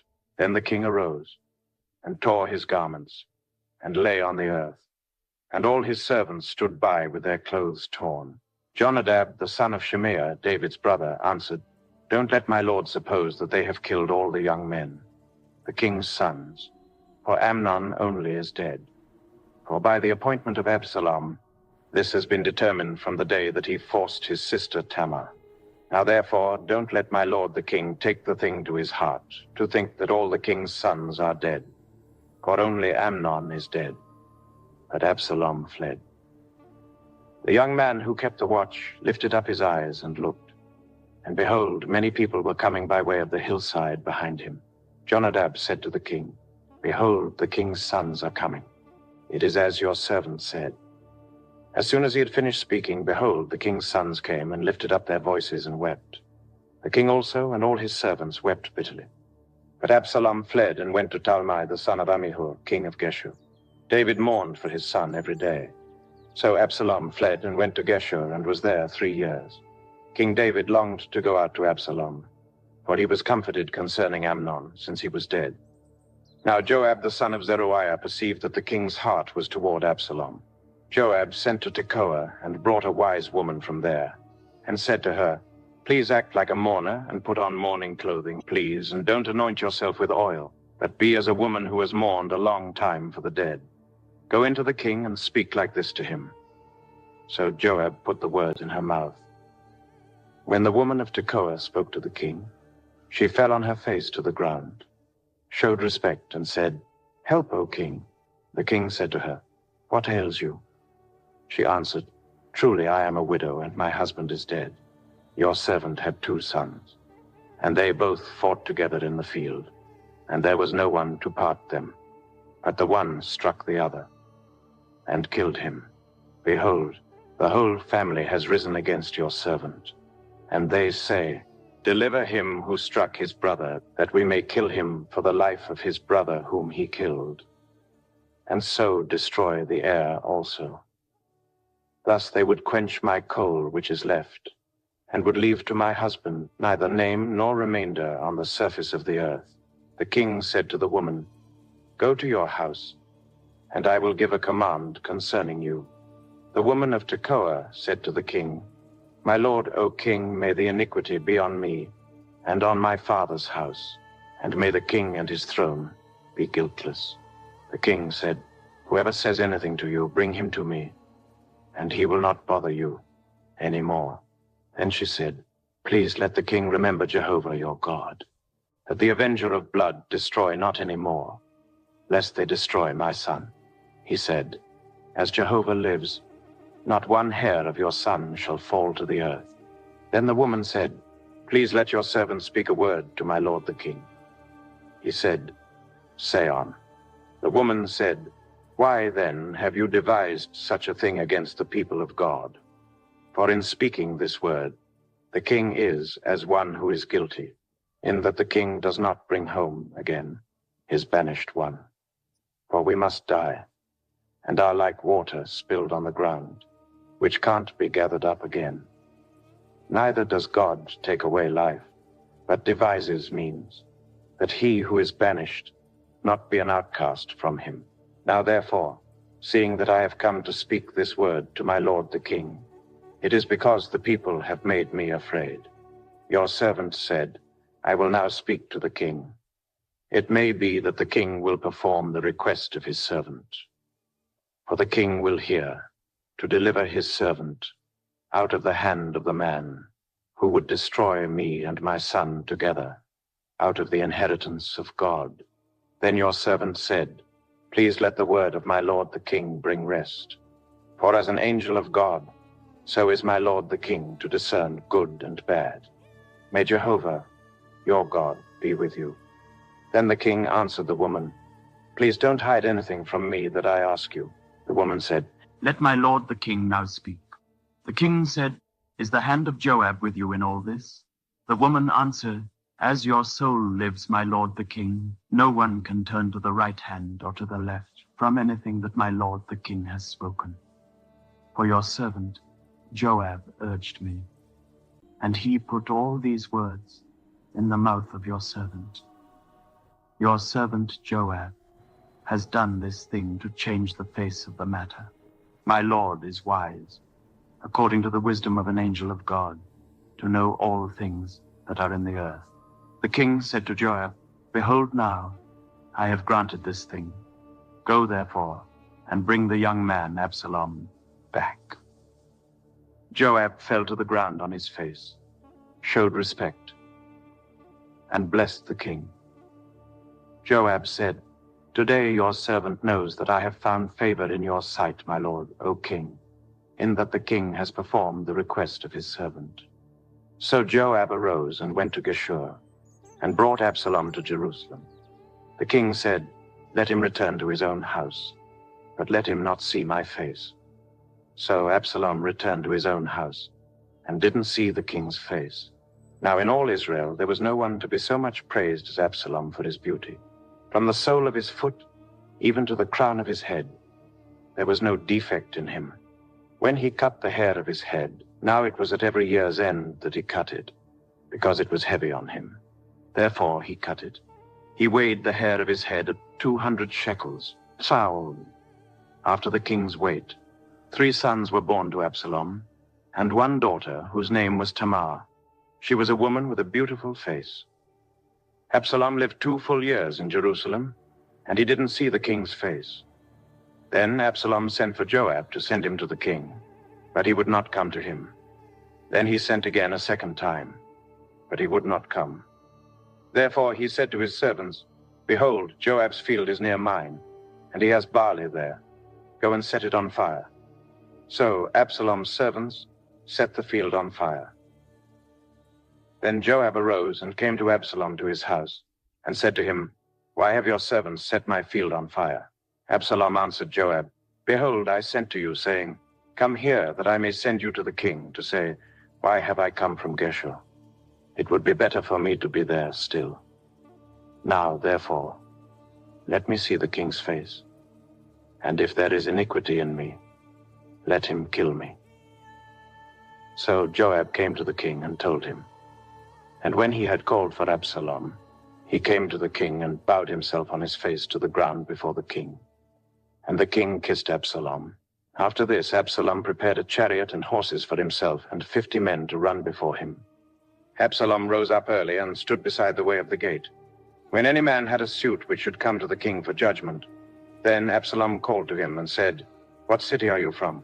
He said, Your servant is of one of the tribes of Israel.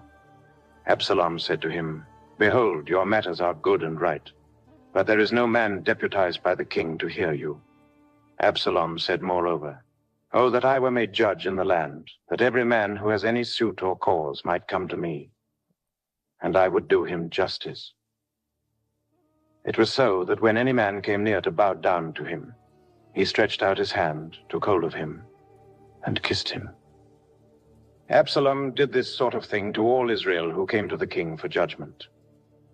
So Absalom stole the hearts of the men of Israel.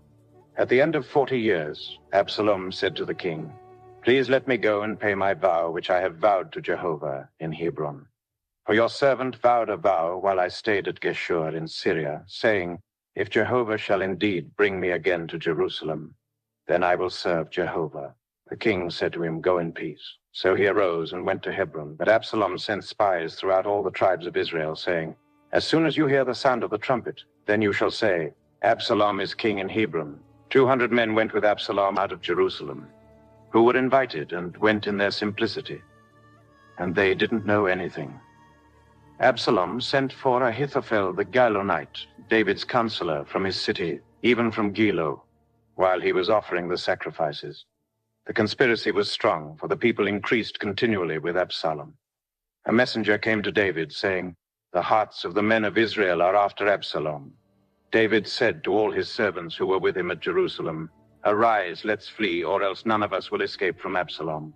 Hurry to depart, lest he overtake us quickly and bring down evil on us and strike the city with the edge of the sword. The king's servants said to the king, behold, your servants are ready to do whatever my lord the king chooses. The king went out, and all his household after him. The king left 10 women who were concubines to keep the house. The king went out, and all the people after him, and they stayed in Beth-merech. All his servants passed on beside him, and all the Cherethites, and all the Pelethites, and all the Gittites. 600 men who came after him from Gath passed on before the king. Then the king said to Ittai the Gittite, why do you also go with us? Return and stay with the king, for you are a foreigner and also an exile. Return to your own place, whereas you came but yesterday. Should I today make you go up and down with us, since I go where I may? Return and take back your brothers. Mercy and truth be with you. Ittai answered the king and said, as Jehovah lives, and as my lord the king lives, surely in what place my lord the king is, whether for death or for life, your servant will be there also. David said to Ittai, go and pass over. Ittai the Gittite passed over, and all his men and all the little ones who were with him. All the country wept with a loud voice, and all the people passed over. The king also himself passed over the brook Kidron, and all the people passed over toward the way of the wilderness. Behold, Zadok also came, and all the Levites with him, bearing the ark of the covenant of God. And they set down God's ark. And Abiathar went up until all the people finished passing out of the city. The king said to Zadok, carry God's ark back into the city. If I find favor in Jehovah's eyes, he will bring me again, and show me both it and his habitation. But if he says, I have no delight in you, behold, here I am. Let him do to me as seems good to him. The king said also to Zadok the priest, aren't you a seer? Return into the city in peace, and your 2 sons with you, Ahimaaz your son, and Jonathan the son of Abiathar. Behold, I will stay at the fords of the wilderness until word comes from you to inform me. Zadok, therefore, and Abiathar carried God's ark to Jerusalem again, and they stayed there. David went up by the ascent of the Mount of Olives, and wept as he went up, and he had his head covered and went barefoot.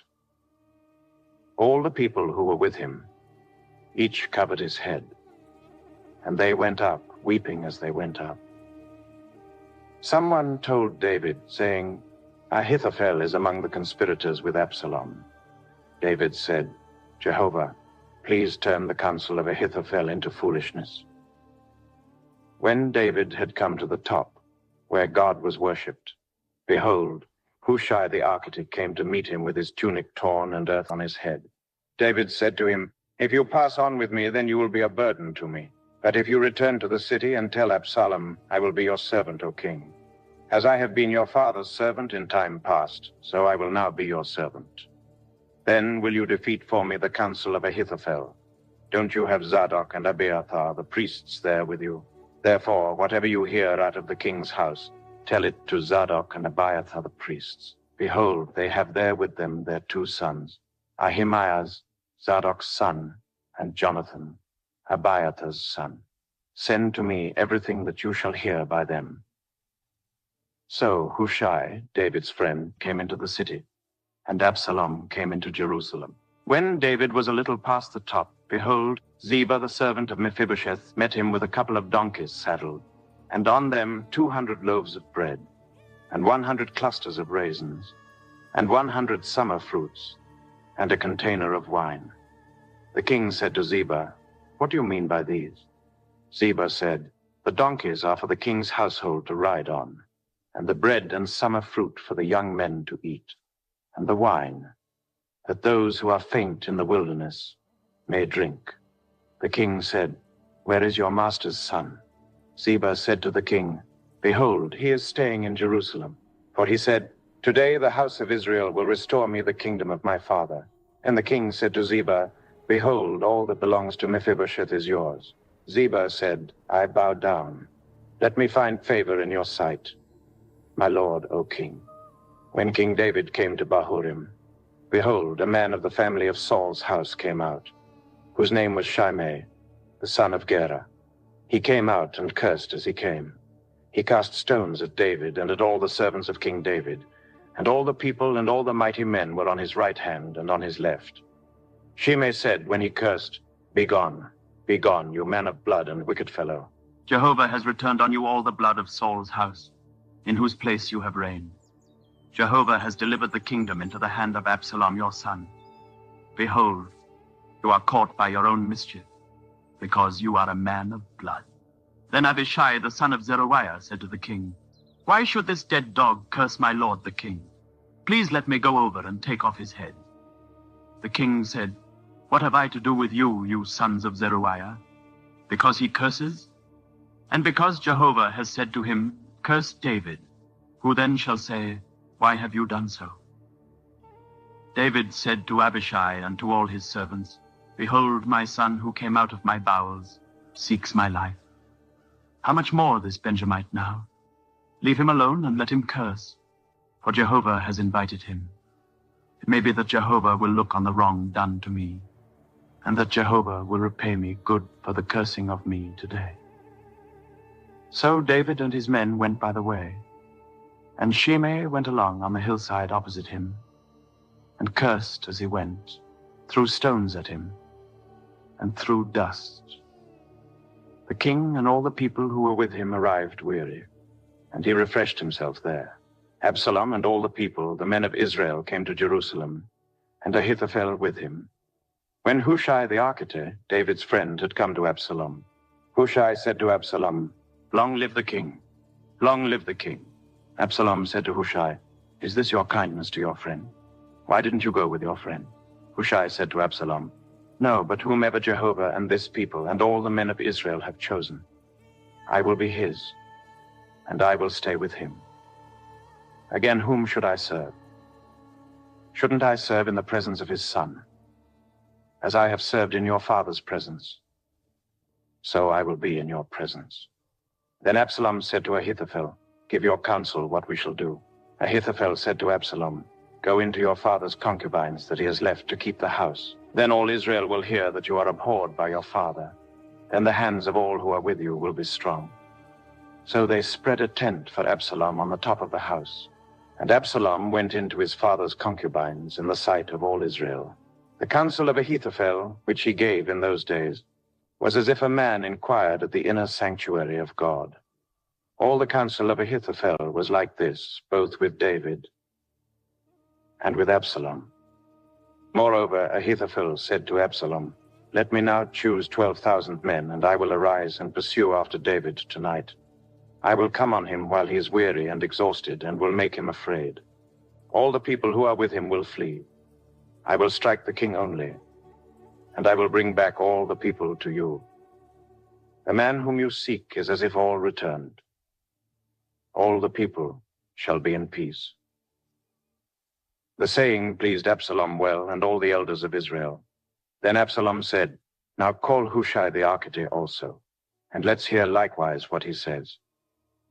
When Hushai had come to Absalom, Absalom spoke to him, saying, "Ahithophel has spoken like this. Shall we do what he says? If not, speak up." Hushai said to Absalom, "The counsel that Ahithophel has given this time is not good." Hushai said, moreover, "You know your father and his men, that they are mighty men.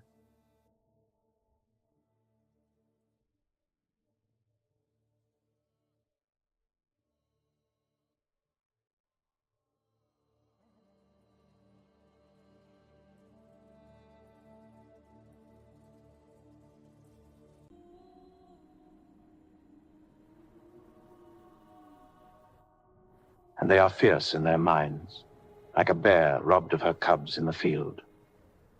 Your father is a man of war, and will not lodge with the people. Behold, he is now hidden in some pit, or in some other place. It will happen, when some of them have fallen at the first, that whoever hears it will say, there is a slaughter among the people who follow Absalom. Even he who is valiant, whose heart is as the heart of a lion, will utterly melt. For all Israel knows that your father is a mighty man, and those who are with him are valiant men. But I counsel that all Israel be gathered together to you, from Dan even to Beersheba, as the sand that is by the sea for multitude, and that you go to battle in your own person. So we will come on him in some place where he will be found, and we will light on him as the dew falls on the ground. Then we will not leave so much as one of him, and of all the men who are with him. Moreover, if he has gone into a city, then all Israel will bring ropes to that city, and we will draw it into the river until there isn't one small stone found there. Absalom and all the men of Israel said, the counsel of Hushai the Archite is better than the counsel of Ahithophel. For Jehovah had ordained to defeat the good counsel of Ahithophel to the intent that Jehovah might bring evil on Absalom. Then Hushai said to Zadok and to Abiathar the priests, Ahithophel counseled Absalom and the elders of Israel that way, and I have counseled this way. Now therefore send quickly, and tell David, saying, don't lodge tonight at the fords of the wilderness, but by all means pass over, lest the king be swallowed up, and all the people who are with him. Now Jonathan and Ahimaaz were staying by En-Rogel, and a female servant used to go and report to them, and they went and told King David. For they couldn't risk being seen coming into the city, but a boy saw them, and told Absalom. Then they both went away quickly and came to the house of a man in Bahurim, the sons of Rimmon the Beerothite, and said to them, as Jehovah lives, who has redeemed my soul out of all adversity, when someone told me, behold, Saul is dead, thinking that he brought good news, I seized him and killed him in Ziklag, which was the reward I gave him for his news. How much more, when wicked men have slain a righteous person in his own house on his bed, should I not now require his blood from your hand, and rid the earth of you? David commanded his young men, and they killed them, cut off their hands and their feet, and hanged them up beside the pool in Hebron. But they took the head of Ishbosheth, and buried it in Abner's grave in Hebron. Then all the tribes of Israel came to David at Hebron and spoke, saying, behold, we are your bone and your flesh. In times past, when Saul was king over us, it was you who led Israel out and in. Jehovah said to you, you will be shepherd of my people Israel, and you will be prince over Israel. So all the elders of Israel came to the king to Hebron, and King David made a covenant with them in Hebron before Jehovah. And they anointed David king over Israel. David was 30 years old when he began to reign, and he reigned 40 years. In Hebron he reigned over Judah 7 years and 6 months, and in Jerusalem he reigned 33 years over all Israel and Judah. The king and his men went to Jerusalem against the Jebusites, the inhabitants of the land, who spoke to David, saying, the blind and the lame will keep you out of here, thinking David can't come in here. Nevertheless, David took the stronghold of Zion. This is David's city. David said on that day, whoever strikes the Jebusites, let him go up to the watercourse and strike those lame and blind who are hated by David's soul. Therefore they say, the blind and the lame can't come into the house. David lived in the stronghold and called it David's city. David built around from Millo and inward. David grew greater and greater, for Jehovah, the God of armies, was with him. Hiram, king of Tyre, sent messengers to David, with cedar trees, carpenters, and masons, and they built David a house. David perceived that Jehovah had established him king over Israel, and that he had exalted his kingdom for his people Israel's sake. David took more concubines and wives for himself out of Jerusalem, after he had come from Hebron, and more sons and daughters were born to David. These are the names of those who were born to him in Jerusalem: Shammua, Shobab, Nathan, Solomon, Ibhar, Elishua, Nepheg, Japhia, Elishama, Eliada, and Eliphalet. When the Philistines heard that they had anointed David king over Israel, all the Philistines went up to seek David. But David heard about it and went down to the stronghold. Now the Philistines had come and spread themselves in the valley of Rephaim. David inquired of Jehovah, saying, "Shall I go up against the Philistines? Will you deliver them into my hand?" Jehovah said to David, "Go up, for I will certainly deliver the Philistines into your hand." David came to Baal Perazim, and David struck them there. Then he said, "Jehovah has broken my enemies before me, like the breach of waters." Therefore he called the name of that place Baal Perazim. They left their images there, and David and his men took them away. The Philistines came up yet again and spread themselves in the valley of Rephaim. When David inquired of Jehovah, he said, "You shall not go up. Circle around behind them, and attack them in front of the mulberry trees. When you hear the sound of marching in the tops of the mulberry trees, then stir yourself up. For then Jehovah has gone out before you to strike the army of the Philistines." David did so, as Jehovah commanded him, and struck the Philistines all the way from Geba to Gezer. David again gathered together all the chosen men of Israel, 30,000. David arose and went with all the people who were with him from Baal-Judah, to bring up from there God's ark, which is called by the name, even the name of Jehovah of armies, who sits above the cherubim. They set God's ark on a new cart, and brought it out of Abinadab's house that was on the hill. And Uzzah and Ahio, the sons of Abinadab, drove the new cart.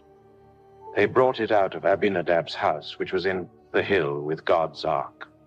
And Ahio went before the ark. David and all the house of Israel played before Jehovah, with all kinds of instruments made of cypress wood, with harps, with stringed instruments, with tambourines, with castanets, and with cymbals. When they came to the threshing floor of Nacon, Uzzah reached for God's ark and took hold of it, for the cattle stumbled.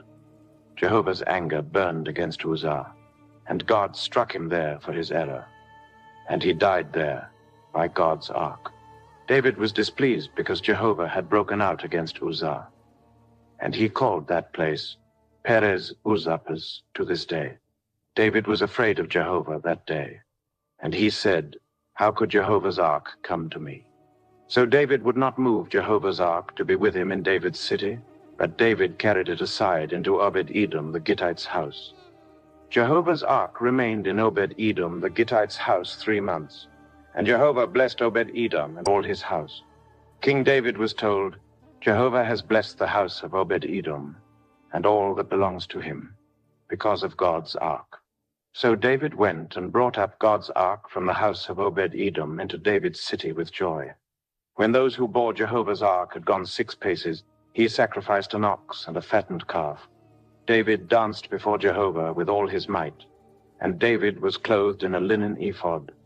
So David and all the house of Israel brought up Jehovah's ark with shouting, and with the sound of the trumpet. As Jehovah's ark came into David's city, Michal, the daughter of Saul, looked out through the window and saw King David leaping and dancing before Jehovah, and she despised him in her heart. They brought in Jehovah's ark and set it in its place in the middle of the tent that David had pitched for it. And David offered burnt offerings and peace offerings before Jehovah. When David had finished offering the burnt offering and the peace offerings, he blessed the people in the name of Jehovah of armies. He gave to all the people, even among the whole multitude of Israel, both to men and women, to everyone a portion of bread, dates, and raisins. So all the people departed, each to his own house. Then David returned to bless his household. Michal, the daughter of Saul, came out to meet David and said, "How glorious the king of Israel was today, who uncovered himself today in the eyes of his servants' maids, as one of the vain fellows shamelessly uncovers himself." David said to Michal, "It was before Jehovah, who chose me above your father, and above all his house, to appoint me prince over the people of Jehovah, over Israel. Therefore I will celebrate before Jehovah. I will be yet more undignified than this, and will be worthless in my own sight.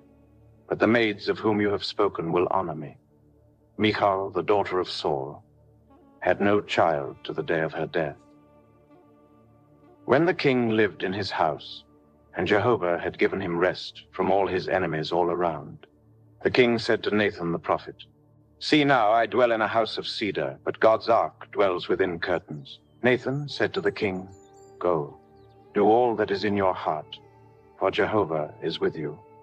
That same night, Jehovah's word came to Nathan, saying, "Go and tell my servant David, Jehovah says, should you build me a house for me to dwell in?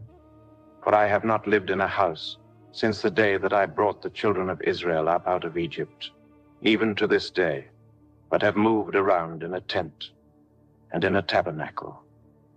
In all places in which I have walked with all the children of Israel, did I say a word to anyone from the tribes of Israel, whom I commanded to be shepherd of my people Israel, saying, why have you not built me a house of cedar? Now therefore, tell my servant David this. Jehovah of armies says, I took you from the sheep pen, from following the sheep, to be prince over my people, over Israel. I have been with you wherever you went, and have cut off all your enemies from before you. I will make you a great name, like the name of the great ones who are in the earth. I will appoint a place for my people Israel, and will plant them, that they may dwell in their own place, and be moved no more. The children of wickedness will not afflict them any more, as at the first, and as from the day that I commanded judges to be over my people Israel. I will cause you to rest from all your enemies. Moreover, Jehovah tells you that Jehovah will make you a house. When your days are fulfilled and you sleep with your fathers, I will set up your offspring after you, who will proceed out of your body, and I will establish his kingdom. He will build a house for my name, and I will establish the throne of his kingdom forever. I will be his father, and he will be my son. If he commits iniquity, I will chasten him with the rod of men, and with the stripes of the children of men. But my loving kindness will not depart from him, as I took it from Saul, whom I put away before you, who had a well in his court. And they went down there. The woman took and spread the covering over the well's mouth, and spread out crushed grain on it. And nothing was known. Absalom's servants came to the woman to the house, and they said, where are Ahimaaz and Jonathan? The woman said to them, they have gone over the brook of water. When they had sought and could not find them, they returned to Jerusalem. After they had departed, they came up out of the well and went and told King David. And they said to David, arise and pass quickly over the water, for thus has Ahithophel counseled against you. Then David arose, and all the people who were with him, and they passed over the Jordan. By the morning light, there lacked not one of them who had not gone over the Jordan. When Ahithophel saw that his counsel was not followed, he saddled his donkey, arose, and went home to his city, set his house in order, and hanged himself. And he died, and was buried in the tomb of his father. Then David came to Mahanaim. Absalom passed over the Jordan, he and all the men of Israel with him. Absalom set Amasa over the army instead of Joab. Now Amasa was the son of a man whose name was Ithra the Israelite, who went into Abigail, the daughter of Nahash, sister to Zeruiah, Joab's mother. Israel and Absalom encamped in the land of Gilead. When David had come to Mahanaim, Shobi, the son of Nahash of Rabbah of the children of Ammon, and Machir, the son of Amiel of Lodebar, and Barzillai, the Gileadite of Rogelim, brought beds, basins, earthen vessels, wheat, barley, meal, parched grain, beans, lentils, roasted grain, honey, butter, sheep, and cheese of the herd for David and for the people who were with him to eat. For they said, "The people are hungry, weary, and thirsty in the wilderness." David counted the people who were with him, and set captains of thousands and captains of hundreds over them. David sent the people out, a third part under the hand of Joab, and a third part under the hand of Abishai, the son of Zeruiah, Joab's brother, and a third part under the hand of Ittai the Gittite. The king said to the people, "I will also surely go out with you myself."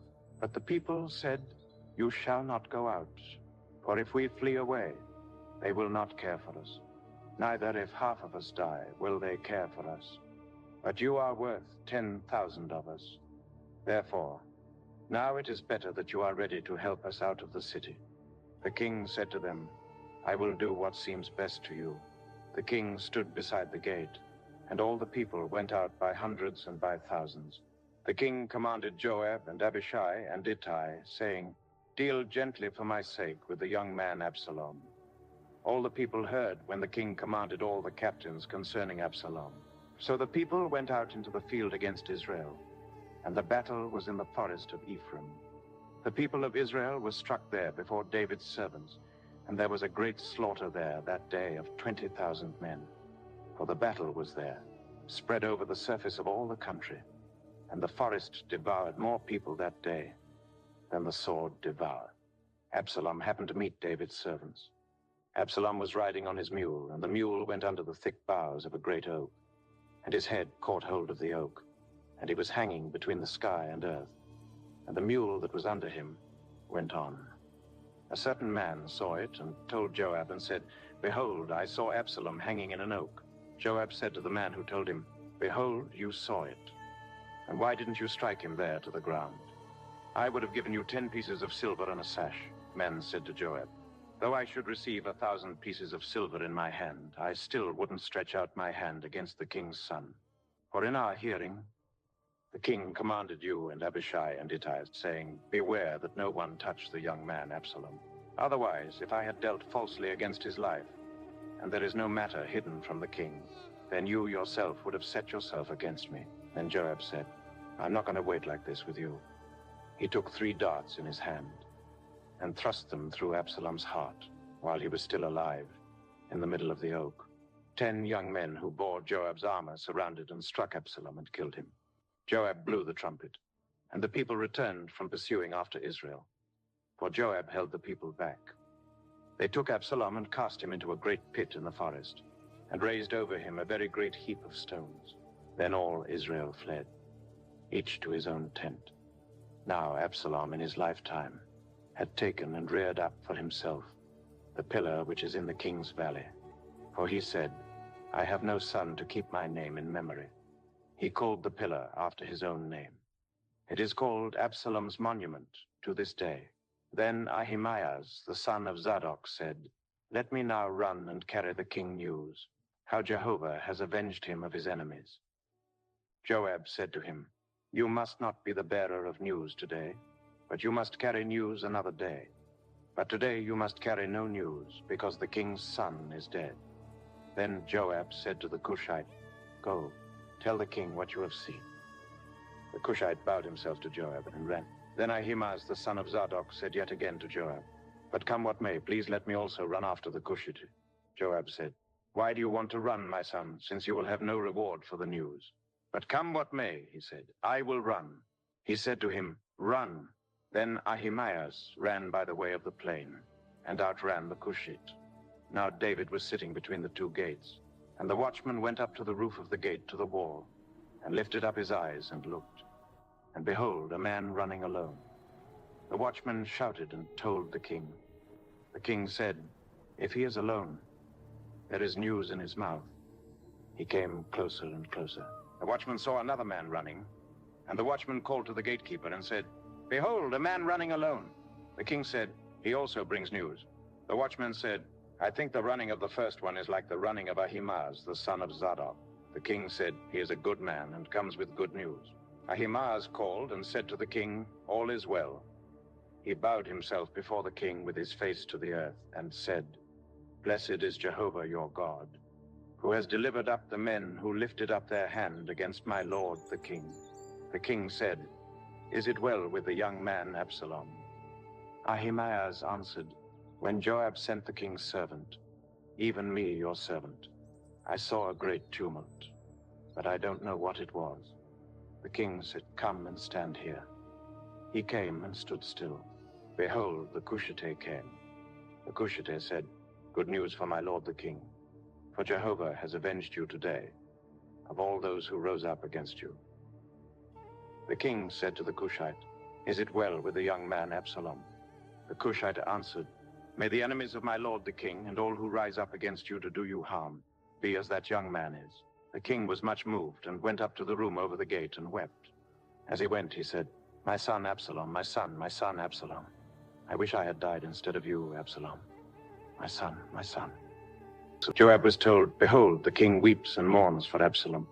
The victory that day was turned into mourning among all the people, for the people heard it said, That day the king grieves for his son. The people sneaked into the city that day, as people who are ashamed steal away when they flee in battle. The king covered his face, and the king cried with a loud voice, My son, Absalom, Absalom, my son, my son. Joab came into the house to the king and said, Today you have shamed the faces of all your servants who today have saved your life, and the lives of your sons and of your daughters, and the lives of your wives, and the lives of your concubines, in that you love those who hate you, and hate those who love you. For you have declared today that princes and servants are nothing to you. For today I perceive that if Absalom had lived and we had all died today, then it would have pleased you well. Now therefore arise, go out and speak to comfort your servants. For I swear by Jehovah, if you don't go out, not a man will stay with you this night. That would be worse to you than all the evil that has happened to you from your youth till now. And the king arose and sat in the gate. The people were all told, Behold, the king is sitting in the times. And now he has fled out of the land from Absalom. Absalom, whom we anointed over us, is dead in battle. Now therefore, why don't you speak a word of bringing the king back? King David sent to Zadok and to Abiathar the priests, saying, Speak to the elders of Judah, saying, Why are you the last to bring the king back to his house, since the speech of all Israel has come to the king, to return him to his house? You are my brothers. You are my bone and my flesh. Why then are you the last to bring back the king? Say to Amasa, Aren't you my bone and my flesh? God do so to me, and more also, if you aren't captain of the army before me continually instead of Joab. He bowed the heart of all the men of Judah, even as one man, so that they sent to the king, saying, Return, you and all your servants. So the king returned and came to the Jordan. Judah came to Gilgal, to go to meet the king, to bring the king over the Jordan. Shimei, the son of Gera, the Benjamite, who was of Bahurim, hurried and came down with the men of Judah to meet King David. There were 1,000 men of Benjamin with him, and Ziba, the servant of Saul's house, and his 15 sons and his 20 servants with him. And they went through the Jordan in the presence of the king. A ferry boat went to bring over the king's household, and to do what he thought good. Shimei, the son of Gera, fell down before the king when he had come over the Jordan. He said to the king, Don't let my lord impute iniquity to me, or remember that which your servant did perversely the day that my lord the king went out of Jerusalem, that the king should take it to his heart. For your servant knows that I have sinned. Therefore, behold, I have come today as the first of all the house of Joseph to go down to meet my lord the king. But Abishai, the son of Zeruiah, answered, Shouldn't Shimei be put to death for this, because he cursed Jehovah's anointed? David said, What have I to do with you, you sons of Zeruiah, that you should be adversaries to me today? Shall any man be put to death today in Israel? For don't I know that I am king over Israel today? The king said to Shimei, You will not die. The king swore to him. Mephibosheth, the son of Saul, came down to meet the king, and he had neither groomed his feet, nor trimmed his beard, nor washed his clothes, from the day the king departed until the day he came home in peace. When he had come to Jerusalem to meet the king said to him, Why didn't you go with me, Mephibosheth? He answered, My lord, O king, my servant deceived me. For your servant said, I will saddle a donkey for myself, that I may ride on it and go with the king, because your servant is lame. He has slandered your servant to my lord the king, but my lord the king is as an angel of God. Therefore do what is good in your eyes. For all my father's house were but dead men before my lord the king. Yet you set your servant among those who ate at your own table. What right, therefore, have I yet that I should appeal any more to the king? The king said to him, Why do you speak any more of your matters? I say, you and Ziba divide the land. Mephibosheth said to the king, Yes, let him take all, because my lord the king has come in peace to his own house. Barzillai the Gileadite came down from Rogelim, and he went over the Jordan with the king to conduct him over the Jordan. Now Barzillai was a very aged man, even 80 years old. He had provided the king with sustenance while he stayed at Mahanaim, for he was a very great man. The king said to Barzillai, Come over with me, and I will sustain you with me in Jerusalem. Barzillai said to the king, How many other days of the years of my life that I should go up with the king to Jerusalem? I am 80 years old today. Can I discern between good and bad? Can your servant taste what I eat or what I drink? Can I hear the voice of singing men and singing women any more? Why then should your servant be a burden to my lord the king? Your servant will just go over the Jordan with the king. Why should the king repay me with such a reward? Please let your servant turn back again, that I may die in my own city by the grave of my father and my mother. But behold, your servant Chimham. Let him go over with my lord the king, and do to him what shall seem good to you. The king answered, Chimham shall go over with me, and I will do to him that which shall seem good to you. Whatever you request of me, that I will do for you. All the people went over the Jordan, and the king went over. Then the king kissed Barzillai and blessed him, and he returned to his own place. So the king went over to Gilgal, and Chimham went over with him. All the people of Judah brought the king over, and also half the people of Israel. Behold, all the men of Israel came to the king and said to the king, Why have our brothers, the men of Judah, stolen you away, and brought the king and his household over the Jordan, and all David's men with him? All the men of Judah answered the men of Israel, because the king is a close relative to us. Why then are you angry about this matter? Have we eaten at all at the king's cost? Or has he given us any gift? The men of Israel answered the men of Judah, and said, We have 10 parts in the king, and we have also more claim to David than you. Why then did you despise us, that our advice should not be first had in bringing back our king? The words of the men of Judah were fiercer than the words of the men of Israel. There happened to be there a wicked fellow, whose name was Sheba, the son of Bichri, a Benjamite. And he blew the trumpet and said, We have no portion in David, neither have we inheritance in the son of Jesse. Every man to his tents, Israel. So all the men of Israel went up from following David, and followed Sheba, the son of Bichri. But the men of Judah joined with their king, from the Jordan even to Jerusalem. David came to his house at Jerusalem, and the king took the 10 women his concubines, whom he had left to keep the house, and put them in custody, and provided them with sustenance, but didn't go into them. So they were shut up to the day of their death, living in widowhood. Then the king said to Amasa, Call me the men of Judah together within 3 days, and be here present.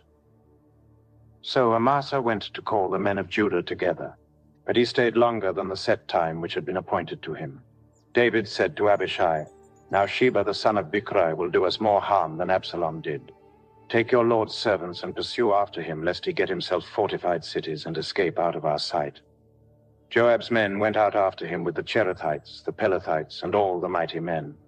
And they went out of Jerusalem to pursue Sheba the son of Bichri. When they were at the great stone which is in Gibeon, Amasa came to meet them. Joab was clothed in his apparel of war that he had put on, and on it was a sash with a sword fastened on his waist in its sheath. And as he went along, it fell out. Joab said to Amasa, Is it well with you, my brother? Joab took Amasa by the beard with his right hand to kiss him. But Amasa took no heed to the sword that was in Joab's hand. So he struck him with it in the body, and shed out his bowels to the ground, and didn't strike him again. And he died. Joab and Abishai his brother pursued Sheba the son of Bichri. One of Joab's young men stood by him and said, "He who favors Joab, and he who is for David, let him follow Joab." Amasa lay wallowing in his blood in the middle of the highway. When the man saw that all the people stood still, he carried Amasa out of the highway into the field, and cast a garment over him when he saw that everyone who came by him stood still. When he was removed out of the highway, all the people went on after Joab to pursue Sheba the son of Bichri. He went through all the tribes of Israel to Abel, to Beth-Maachah, and all the Beretes. They were gathered together, and went also after him. They came and besieged him in Abel of Beth-Maachah, and they cast up a mound against the city, and it stood against the rampart. And all the people who were with Joab battered the wall to throw it down. Then a wise woman cried out of the city, "Here, here, please say to Joab, 'Come near here, that I may speak with you.'" He came near to her, and the woman said, "Are you Joab?" He answered, "I am." Then she said to him, "Hear the words of your servant." He answered, "I'm listening." Then she spoke, saying, "They used to say in old times, 'They shall surely ask counsel at Abel.' And so they settled a matter. I'm among those who are peaceable and faithful in Israel. You seek to destroy a city and a mother in Israel. Why will you swallow up Jehovah's inheritance?" Joab answered, far be it from me, that I should swallow up or destroy. The matter is not so. But a man of the hill country of Ephraim, Sheba the son of Bichri by name, has lifted up his hand against the king, even against David. Just deliver him, and I will depart from the city." The woman said to Joab, "Behold, his head will be thrown to you over the wall." Then the woman went to all the people in her wisdom. They cut off the head of Sheba, the son of Bichri, and threw it out to Joab. He blew the trumpet, and they were dispersed from the city, every man to his tent. Then Joab returned to Jerusalem to the king. Now Joab was over all the army of Israel.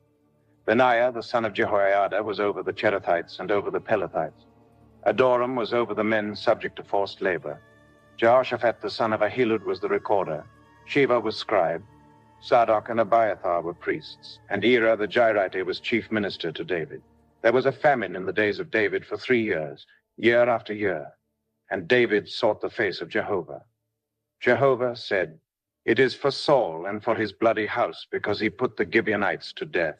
The king called the Gibeonites and said to them, "Now the Gibeonites were not of the children of Israel, but of the remnant of the Amorites, and the children of Israel had sworn to them."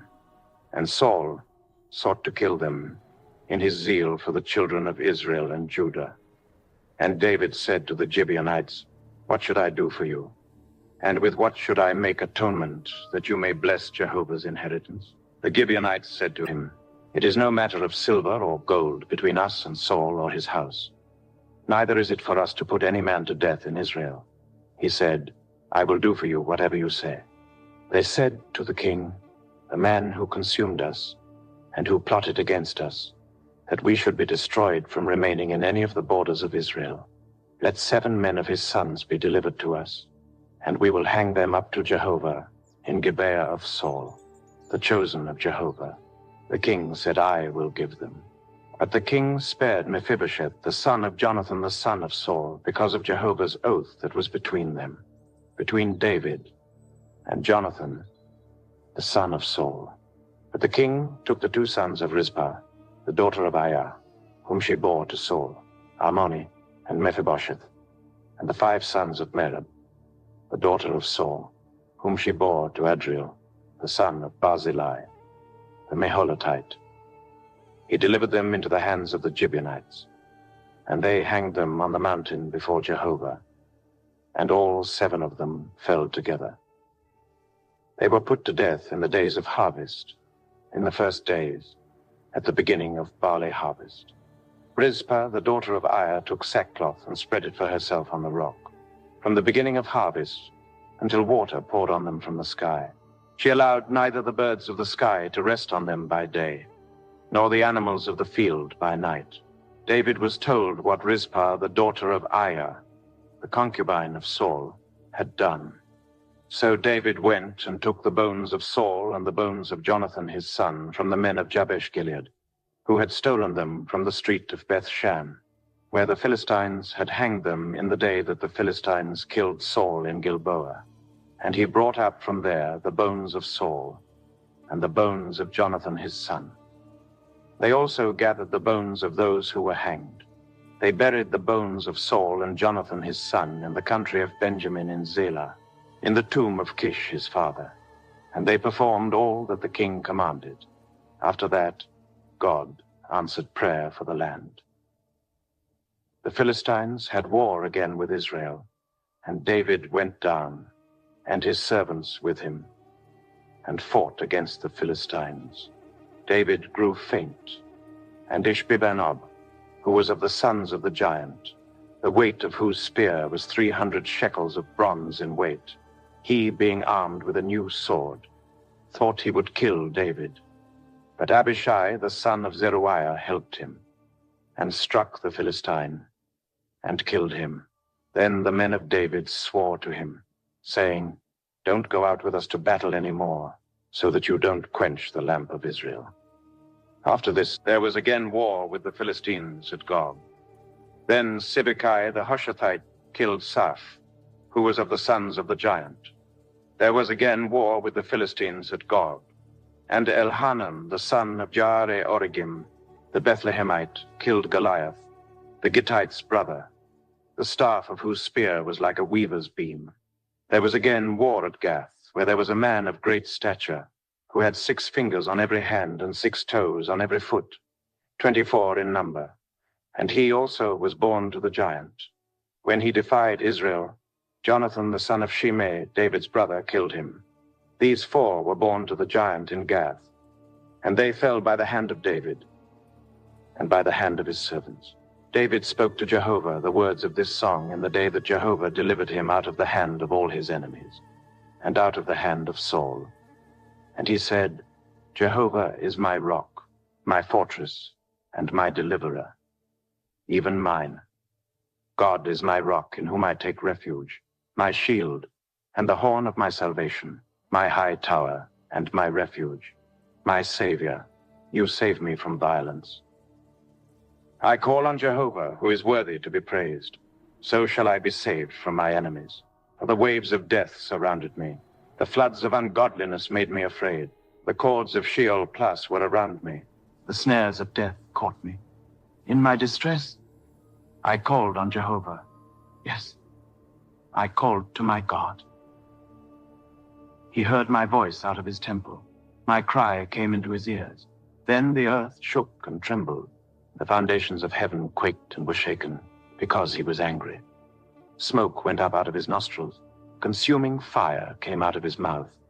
Coals were kindled by it. He bowed the heavens also, and came down. Thick darkness was under his feet. He rode on a cherub and flew. Yes, he was seen on the wings of the wind. He made darkness a shelter around himself, gathering of waters, and thick clouds of the skies. At the brightness before him, coals of fire were kindled. Jehovah thundered from heaven. The Most High uttered his voice. He sent out arrows and scattered them, lightning and confused them. Then the channels of the sea appeared. The foundations of the world were laid bare by Jehovah's rebuke. At the blast of the breath of his nostrils, he sent from on high, and he took me. He drew me out of many waters. He delivered me from my strong enemy, from those who hated me, for they were too mighty for me. They came on me in the day of my calamity, but Jehovah was my support. He also brought me out into a large place. He delivered me because he delighted in me. Jehovah rewarded me according to my righteousness. He rewarded me according to the cleanness of my hands. For I have kept Jehovah's ways, and have not wickedly departed from my God. For all his ordinances were before me. As for his statutes, I didn't depart from them. I was also perfect towards him. I kept myself from my iniquity. Therefore, Jehovah has rewarded me according to my righteousness, according to my cleanness in his eyesight. With the merciful, you will show yourself merciful. With the perfect man, you will show yourself perfect. With the pure, you will show yourself pure. With the crooked, you will show yourself shrewd. You will save the afflicted people, but your eyes are on the arrogant, that you may bring them down. For you are my lamp, Jehovah. Jehovah will light up my darkness. For by you I run against a troop. By my God I leap over a wall. As for God, his way is perfect. Jehovah's word is tested. He is a shield to all those who take refuge in him. For who is God besides Jehovah? Who is a rock besides our God? God is my strong fortress. He makes my way perfect. He makes his feet like hinds' feet, and sets me on my high places. He teaches my hands to war, so that my arms bend a bow of bronze. You have also given me the shield of your salvation. Your gentleness has made me great. You have enlarged my steps under me. My feet have not slipped. I have pursued my enemies and destroyed them. I didn't turn again until they were consumed. I have consumed them and struck them through, so that they can't arise. Yes, they have fallen under my feet, for you have armed me with strength for the battle. You have subdued under me those who rose up against me. You have also made my enemies turn their backs to me, that I might cut off those who hate me. They looked, but there was no one to save. Even to Jehovah, but he didn't answer them. Then I beat them as small as the dust of the earth.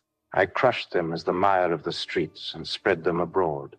You also have delivered me from the strivings of my people.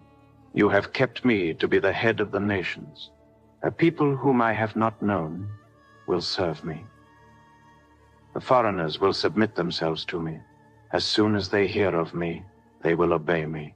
The foreigners will fade away and will come trembling out of their close places. Jehovah lives. Blessed be my rock. Exalted be God, the rock of my salvation.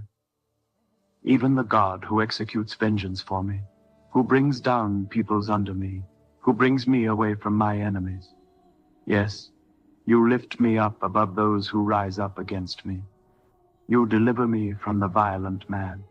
Therefore, I will give thanks to you, Jehovah, among the nations, and will sing praises to your name. He gives great deliverance to his king, and shows loving kindness to his anointed, to David and to his offspring forevermore. Now these are the last words of David. David, the son of Jesse, says, the man who was raised on high said, the anointed of the God of Jacob, the sweet psalmist of Israel. Jehovah's Spirit spoke by me. His word was on my tongue. The God of Israel said, the Rock of Israel spoke to me. One who rules over men righteously, who rules in the fear of God, shall be as the light of the morning when the sun rises, a morning without clouds, when the tender grass springs out of the earth, through clear shining after rain. Isn't my house so with God? Yet he has made with me an everlasting covenant, ordered in all things and sure, for it is all my salvation and all my desire. Won't he make it grow? But all the ungodly will be as thorns to be thrust away, because they can't be taken with the hand. The man who touches them must be armed with iron and the staff of a spear. They will be utterly burned with fire in their place. These are the names of the mighty men whom David had: Josheb-Basshebeth, a Tachemonite, chief of the captains. He was called Adino, the Eznite, who killed 800 at one time. After him was Eleazar, the son of Dodai, the son of an Ahohite, one of the 3 mighty men with David when they defied the Philistines, who were there gathered together to battle. And the men of Israel had gone away. He arose and struck the Philistines until his hand was weary, and his hand froze to the sword. And Jehovah worked a great victory that day, and the people returned after him, only to take plunder. After him was Shammah, the son of Agi, a Hararit. The Philistines had gathered together into a troop where there was a plot of ground full of lentils, and the people fled from the Philistines. But he stood in the middle of the plot and defended it. and killed the Philistines. And Jehovah worked a great victory. 3 of the 30 chief men went down and came to David in the harvest time to the cave of Adullam. And the troop of the Philistines was encamped in the valley of Rephaim. David was then in the stronghold, and the garrison of the Philistines was then in Bethlehem. David said longingly, "Oh, that someone would give me water to drink from the well of Bethlehem, which is by the gate." 3 mighty men broke through the army of the Philistines and drew water out of the well of Bethlehem that was by the gate, and took it and brought it to David. But he would not drink of it, but poured it out to Jehovah. He said, "Be it far from me, Jehovah, that I should do this. Isn't this the blood of the men who risked their lives to go?" Therefore he would not drink it. The 3 mighty men did these things. Abishai, the brother of Joab, the son of Zeruiah, was chief of the 3. He lifted up his spear against 300 and killed them, and had a name among the 3. Wasn't he most honorable of the 3? Therefore he was made their captain. However, he wasn't included as one of the 3. Benaiah, the son of Jehoiada, the son of a valiant man of Kabzeel, who had done mighty deeds, killed the 2 sons of Ariel of Moab. He also went down and killed a lion in the middle of a pit in a time of snow. He killed a huge Egyptian, and the Egyptian had a spear in his hand. But he went down to him with a staff, and plucked the spear out of the Egyptian's hand, and killed him with his own spear. Benaiah, the son of Jehoiada, did these things, and had a name among the 3 mighty men. He was more honorable than the 30, but he didn't attain to the 3. David set him over his guard. Asahel, the brother of Joab, was one of the 30. Elhanan, the son of Dodo of Bethlehem, Shammah the Harodite, Elika the Harodite, Helez the Paltite, Ira the son of Ikesh the Tekoite, Abiezer the Anathothite, Mebunai the Hushathite, Zalmon the Ahohite, Maharai the Netophathite, Heleb the son of Baana the Netophathite, Ittai the son of Ribai of Gibeah of the children of Benjamin, Benaiah a Pirathonite, Hiddai of the brooks of Gosh, Abialbon the Arbitite, Asmaveth the Baramite, Eliab the Shalbonite, the sons of Jashan, Jonathan, Shammah the Hararite, Ahiam the son of Sharah the Ararite, Eliphalet the son of Ahazbai, the son of the Machathite, Eliam the son of Ahithophel the Gilonite, Hezro the Carmelite, Parai the Arbite, Igal the son of Nathan of Zobah, Bani the Gadite, Zelek the Ammonite, Naharai the Beerothite, armor-bearers to Joab the son of Zeruiah, Ira the Ithrite, Gareb the Ithrite, and Uriah the Hittite, 37 in all. Again Jehovah's anger burned against Israel, and he moved David against them, saying, "Go, count Israel and Judah." The king said to Joab, the captain of the army, who was with him, "Now go back and forth through all the tribes of Israel, from Dan even to Beersheba, and count the people, that I may know the sum of the people." Joab said to the king, "Now may Jehovah your God add to the people, however many they may be, 100 times, and may the eyes of my lord the king see it. But why does my lord the king delight in this thing?" Notwithstanding, the king's word prevailed against Joab and against the captains of the army. Joab and the captains of the army went out from the presence of the king to count the people of Israel. They passed over the Jordan and encamped in Aroer, on the right side of the city that is in the middle of the valley of Gad, and to Jazer. Then they came to Gilead, and to the land of Tahtim-Hodshi, and they came to Dan-Jaan, and around to Sidon, and came to the stronghold of Tyre, and to all the cities of the Hivites, and of the Canaanites. And they went out to the south of Judah, at Beersheba. So when they had gone back and forth through all the land, they came to Jerusalem at the end of 9 months and 20 days. Joab gave up the sum of the counting of the people to the king. And there were in Israel 800,000 valiant men who drew the sword. And the men of Judah were 500,000 men. David's heart struck him after he had counted the people. David said to Jehovah, "I have sinned greatly in that which I have done. But now, Jehovah, put away, I beg you, the iniquity of your servant, for I have done very foolishly." When David rose up in the morning, Jehovah's word came to the prophet Gad, David's seer, saying, "Go and speak to David. Jehovah says, I offer you 3 things. Choose one of them, that I may do it to you." So Gad came to David and told him, saying, "Shall 7 years of famine come to you in your land? Or will you flee 3 months before your foes while they pursue you? Or shall there be 3 days' pestilence in your land? Now answer, and consider what answer I shall return to him who sent me." David said to God, "I am in distress. Let us fall now into Jehovah's hand, for his mercies are great. Let me not fall into man's hand." So Jehovah sent a pestilence on Israel from the morning even to the appointed time. And 70,000 men died of the people from Dan, even to Beersheba. When the angel stretched out his hand toward Jerusalem to destroy it, Jehovah relented of the disaster and said to the angel who destroyed the people, "It is enough. Now withdraw your hand."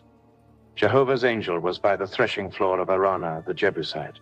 David spoke to Jehovah when he saw the angel who struck the people and said, "Behold, I have sinned, and I have done perversely. But these sheep, what have they done? Please let your hand be against me and against my father's house." Gad came that day to David and said to him, "Go up, build an altar to Jehovah on the threshing floor of Araunah the Jebusite." David went up according to the saying of Gad, as Jehovah commanded. Araunah looked out and saw the king and his servants coming on toward him. Then Araunah went out and bowed himself before the king with his face to the ground. Araunah said, "Why has my lord the king come to his servant?" David said, "To buy your threshing floor, to build an altar to Jehovah, that the plague may be stopped from afflicting the people." Araunah said to David, "Let my lord the king take and offer up what seems good to him. Behold, the cattle for the burnt offering, and the threshing sledges, and the yokes of the oxen for the wood. All this, O king, does Araunah give to the king." Araunah said to the king, "May Jehovah your God accept you." The king said to Araunah, "No, but I will most certainly buy it from you for a price. I will not offer burnt offerings to Jehovah my God, which cost me nothing." So David bought the threshing floor and the oxen for 50 shekel per tuss of silver. David built an altar to Jehovah there, and offered burnt offerings and peace offerings. So Jehovah was entreated for the land, and the plague was removed from Israel.